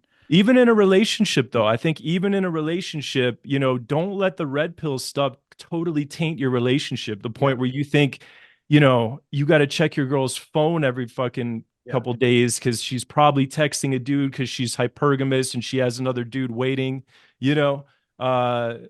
Don't be completely blind. If your woman's going out every weekend without you and she doesn't want you coming with, and you're suspecting things, but even in a relationship, I believe the game never ends. I believe that we should continually court our woman, Exactly. 100%. I love what you said about go ahead. That was a very good about fighting. Like they always say, like that's the most common phrase you'll hear is never leave it to the judges. So like you could have the best defense in the world, but like you have to be able to, like you said, to win the fight. And you don't want it to come down to like, somebody else's decision, or like in dating, you don't want it to become a situation where she's reaching out to you later saying like, why didn't you ever ask me for the date? Or why didn't you ever, make it known? What Michael was saying was a very good way to think about it. Really good way. The way I thought about it was like, game is getting women, and red pill is like complaining about women in some kind of way. There was a better way I thought about it, but it's something along those lines where I don't know. I lost my train of thought. Ice, I look at it like it's not so much complaining about women, but it's more like red pills understanding like the structures of the government or something greater than that has to do with relationships. So it's like, to me, I don't like this whole. Oh, I remember now. Go ahead. So what I was trying to say, and the way I think about it is game is practical, and red pill, it's like it's dating advice still, but it's kind of like impractical dating advice. Whereas game is like, okay, the answer is similar to perhaps my first ever video I did with Michael Sartain, or one of the first videos. The answer is get more women. More women is like gonna solve a lot of your problems. Not every problem you have, but it's a very practical answer. The problem is tradcons and the red pill don't like my answer of get more women. I do not think you should sleep with hundreds of women. I think hundreds of women should be attracted to you, though. Yeah. There's two different things. And you don't have to sleep with hundreds of women. But women, everywhere you go, should be attracted to you. So that when you deal with them, you understand this concept. It's like, okay, I'm hearing this girl tell me what she wants, and then I'm witnessing this is not what she's actually saying. Like, she's saying one thing and doing another. And it's okay. I don't hate her for it. But I'm also not naive enough to fall for, I just want a guy who buys me flowers. No, you want a guy you're attracted to buy you flowers. You aren't attracted to me yet. So if I bought you flowers, it actually would lower my attraction with you because I'm paying too much attention to what you're saying. And if I had any ability to look at your previous, boyfriends or whatever, which I do now through social media, there's a digital footprint for me to be able to tell what you've been attracted to before. I can tell, like, again, I had a girl come on my show. She goes, I'm a sapiosexual. I just like guys who are intelligent. And I was like, stop talking, Savannah, because I know your two ex-boyfriends. One of them is a porn star. The other one's a male stripper who you fucked on Brazzers. And the third one is a male model who is a VIP host. And you just told me you're a sapiosexual. Your last three boyfriends can't even read. Like, stop. Like, so the thing is, nobody would ever be able to do that. Why? Because they don't know her. Like, I knew her before she came on the show. And it's just so crazy whenever I hear this. I had another girl. I said, hey, ladies, have any of you guys ever slept with a guy on a first date? And then two of the girls who were on the panel, I'd already slept with on the first date, but they didn't raise their hand. And I was just like, oh, so this is what it's like. They're just not going to admit it. Got it. Okay, I understand. I was looking at her, That's why and I was looking right at her. I was like, you slept with me on the first date. And I'm like, but I didn't say anything, obviously. But it's like, you don't understand female nature, but you do need to understand some of these concepts. They're going to say one thing and do another. It's not because they're bad, but when you understand, it's like, it's partially because they have a narrative in their head that they need to continue to believe in. If as long as you understand that, then you can get along with them just fine. It's like dealing with puppies. That's why I love sarcasm so much, because it's such a good barometer for that sense of accountability in a woman. Like had I not known this, had I been in your situation, but I didn't know this about her Instagram, and she says she likes sapiosexuals, then I can just be like, yeah, shut the fuck up. Like, no, you don't. And, right. and reading her then based on how she reacts to that, because usually a girl will be, when she is called out, a lot of the times when she trusts you, she'll be like, yeah, you're right. No, you know what another good one is? It's like when you push it to the other extreme, it's like, I don't know why these girls just don't take all these fucking guys' money. Just take their money, pretend that you're going to fuck them, just lie to these dudes, just take all them. The girl's like, yeah. Like, right. You're being sarcastic. And you see how far you can take it. You know what you should do? You should drug these dudes and then take their money after you drug them. And just like Cardi B did. And she's like, yeah, that's a great idea. Let's do that. You know what's a great way to make money? Fucking strange guys on your OnlyFans. She's like, yeah, I agree with that. Right. Just see how far you can take it. Just see how far it goes. Evil Sartain has returned. Oh my God. Bro, they talk about believe all women, bro. I have homeboys that I grew up with for 25 years. I don't believe. I got family members I don't believe. You expect I believe all women? I don't believe anybody. Like, people are going to say whatever makes their narrative the best. Politicians, you, me. I tell everybody the fucking Texas Longhorns are going to win the national championship. That's just my opinion. But it's whatever narrative people want to tell themselves, that's what they tell themselves. And women, because they live in the world of emotions, are more subject to their own personal narrative than men who have to live in the real world because we have to make money and lift things. And so because of that, you'll hear them say one thing and do another. It's not because they're evil. It's just because their emotions feel real. They're like, we don't understand as men because we aren't flooded with estrogen. There's a real, like, if I were to push my hand on this door, there's a firmness to the door. That firmness to the door exceeds all of my emotions. I'm not going to ram my head into the door because I'm mad, because I know the door is there. But we don't understand because we're not women. Their emotions are as firm as that door is to me. Their emotions are as real as the door is. Their emotions are more real than objective reality. And so because their emotions tell them that they like sapiosexuals, they'll actually say this out loud, even though it's not true. Make sense? They're passively lying, not actively lying. And if you don't understand that, then you're going to get yourself into deep shit. It's also wishful thinking. A lot of times a girl will say that because she's like, this is what I should be after. This is what I really want to want. And for some, whatever reason, I haven't been able to. No, correct. And then they'll complain about guys who are players. And the only reason you complain about something, you don't complain about shit that doesn't affect you. You only complain about things that are effective. And by the way, being smart is a really good idea. Like, guys who are wondering like how to attract a girl, like, sure, having the body or being like a, sexual deviant, like a porn star or stripper, is definitely going to be one avenue, but just, simply like, becoming interested in a topic and getting really, really good at it, especially something you can express to a girl that with any interest. I mean, that's a lot. I like, just to kind of come back to the point, this girl probably really would like a sapiosexual or sorry, would like a really smart guy to like kind of fulfill that desire for her. I got to run. My call is starting right now. So All right. Nice to meet you, Talk Michael. to you guys. Awesome, man. Nice to Anybody meet who's you, watching this, if you guys want to go to school.com, skool.com/men of action free, men of action free. You can just write it out there. There's a hyphen in between each word. You guys can join us. Like I said, I'm hosting a pink party on October 17th. It's 300 models coming. They're all dressed in pink for breast cancer awareness. I'm hosting a charity at the end of November for the homeless children in Los Angeles, Model Citizen Fund. It's called the Midnight Mission in Los Angeles.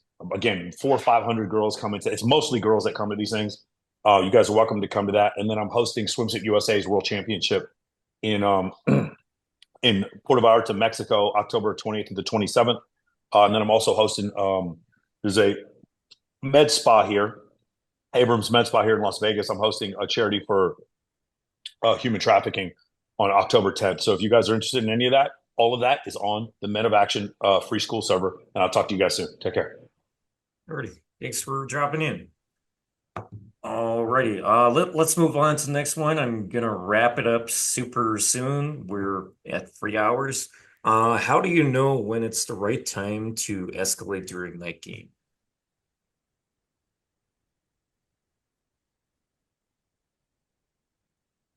I'm going to go with calibration, field time. You know, you eventually develop an intuition for it. So, man, so I'm a big fan of basically small steps in escalating, incrementalism, if you will, right? Like, so some people will establish themselves as a touchy-feely guy right from the get-go.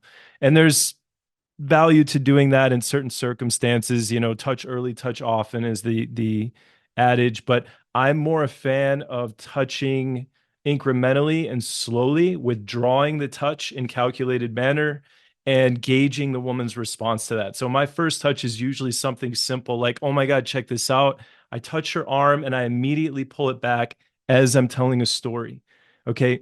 As I continue telling the story, I'm going to gauge her comfort level based on that little small bit of touch, right? So my touch starts very small and light. And then what I'll typically do when I'm getting signals that attraction is growing from her is I'll do something that's a little bit more playful and physical. So for example, if we're walking side by side, my favorite one is to just give her a little shoulder bump, you know, just bump her with my shoulder. And then she looks at me and I'm like, yeah, what, you know, what are you going to do? Right? Like playful play fight.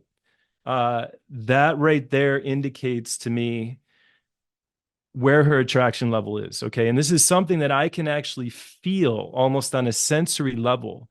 I can tell when the magnetism is sort of starting to grow because I've been through this so many times. It's an intuition similar to a martial artist that can sense what an opponent is about to throw their way. From there, I'll go for the kiss, right? So if I'm going to sequence out my touches, it's a light social touch of some sort. It's a playful shoulder bump. And then at some point in the future, maybe right after the shoulder bump, maybe a little bit further down the road, I'm going to kiss. And then depending on the intensity level of the kiss, I'm going to determine if, you know, we're saving things for date number 2 or 3 or whatever, or if she is ready, if she's turned on. I'm always gauging comfort levels and I'm moving step by step, nice and slow. Yeah, I have almost nothing to add to that. I think that it's funny that you mentioned the shoulder bump because that's something that I've been doing and talking about for a long time. And guys are usually surprised to hear that I have that sort of, because, you know, they think it's like this suave sort of like, let me be sexual with you.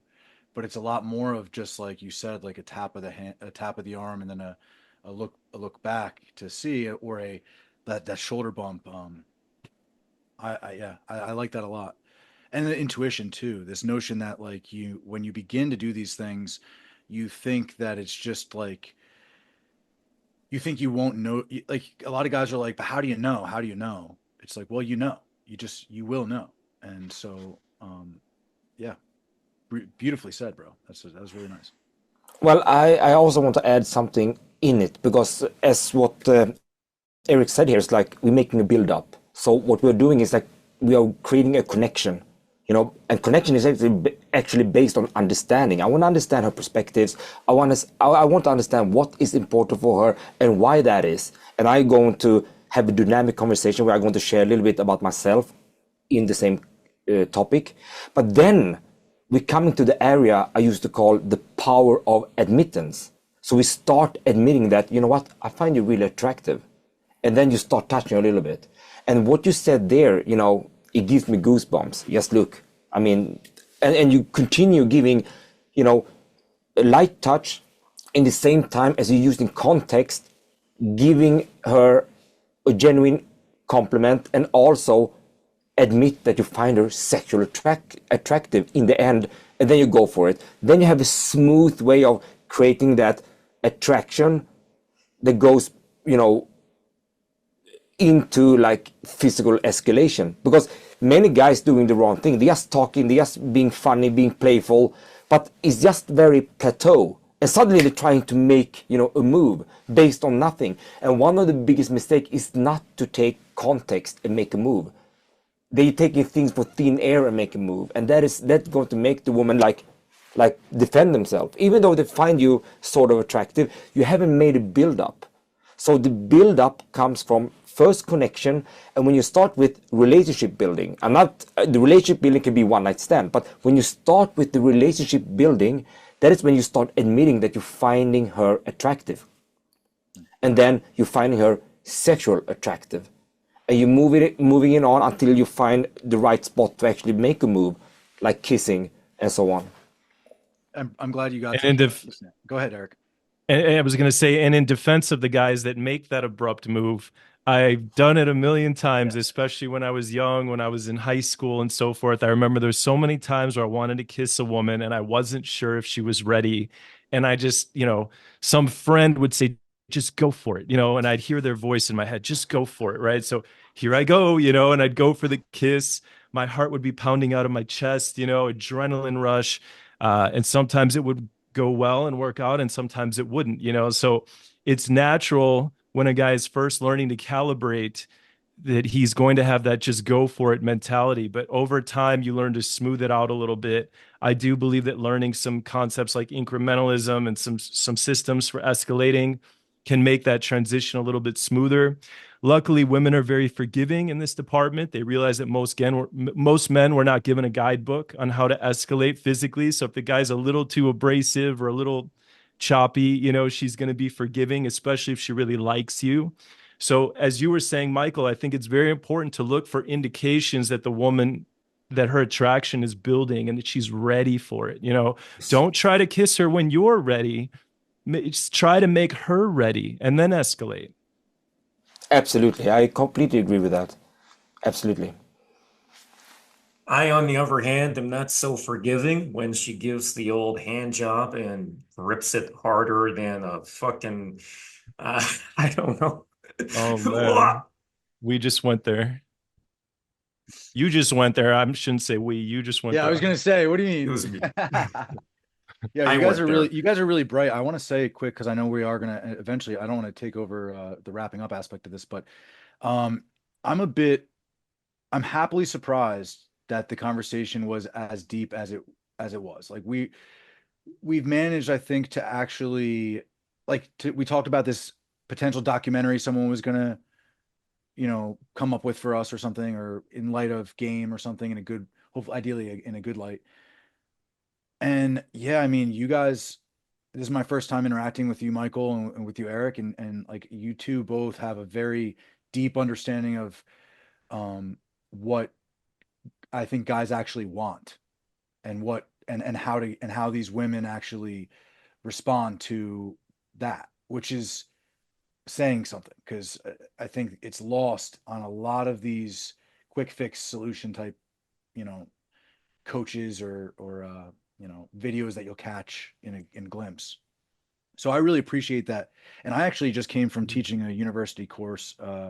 I'm lucky enough to be teaching a course right now called Critical Pedagogies and Literacies, which is all about radicalizing learning and creating critical thinking in a sort of radical way. Typically it's epitomized by problem posing, and this falls and empathy, right? And so this falls right in line with all these things that we're talking about. So to come into this room, I almost thought I was taking off one hat and putting on another, but I didn't have to, and I appreciate you guys for that a lot. So thank you. Appreciate it, Ryan. Very Yeah, nice. I've appreciated your contributions as well, and you, Michael, too. So Not me. Yeah. I just asked the and question. Ice, of course, Ice. That's a given, though. That's a given. Ice, thanks for having us. Seriously though, I very rarely give my own answers to the questions. It's just easier to just have a bunch of people answer all the questions that I just lay back. Like that's kind of how I started to see it eventually. But it all started with the idea, or there are so many people who wanted me to interview them because I was interviewing Michael Sartain, Raul Tomasi, Luke Krog, Silva Lovers, bunch of people. And then there were too many people who wanted me to interview them. I didn't know too much about them. So my solution was, why don't I just bring a bunch of people together? We can explore the in-between and get to know each person at the same time and get something done that has never really been done before. We saw like in the book, The Game, there were discussions around the table. Maybe Neil Strauss was there, Owen Cook was there, Erik von Markovic was there, Ross Jeffries was there. Legends were at a Knights of the Round Table kind of situation, discussion. Imagine if you went back in time to ancient Greece and you just got a camera and filmed Aristoteles and Plato just debate philosophy and put that onto YouTube. That's kind of how I see these panels. And it just becomes so much fascination. And this one has been a very deep one, very interesting. But thanks, guys, for coming. I got to drop it here. See you guys on the other side. What was I gonna say? Oh yeah, if you guys got questions for the next panels, I want to spice things up a little bit. The format I'm kind of following for my videos at the moment is I host panels and I host debates. I don't tend to do much content outside of that, if any, at the moment. If you have ideas for debates, I am 100% going to listen to you. I will write that shit down. I have so many plans. I just need more names of coaches who are willing to participate. Erik Carlberg, Ablaze, for example, just recently gave the idea of solid game versus fast game. And we somewhat debated that today. I should get the first debate. I should get the first debate since it was my idea. And Alex from Playing with Fire said he would be down to debate me. So I would love to debate Alex on that one. Done deal. Yeah, he's always up for that kind of stuff. And if you guys got questions for future panels or even individual people, I'm going to write that down. So drop your comments. Alrighty, amazing for you guys to be here for the full 3 hours, even and a few extra minutes on top of that. Thanks for dropping in. Catch you on the other side. Thanks, Heis. Thank you, guys. Thanks a lot, guys.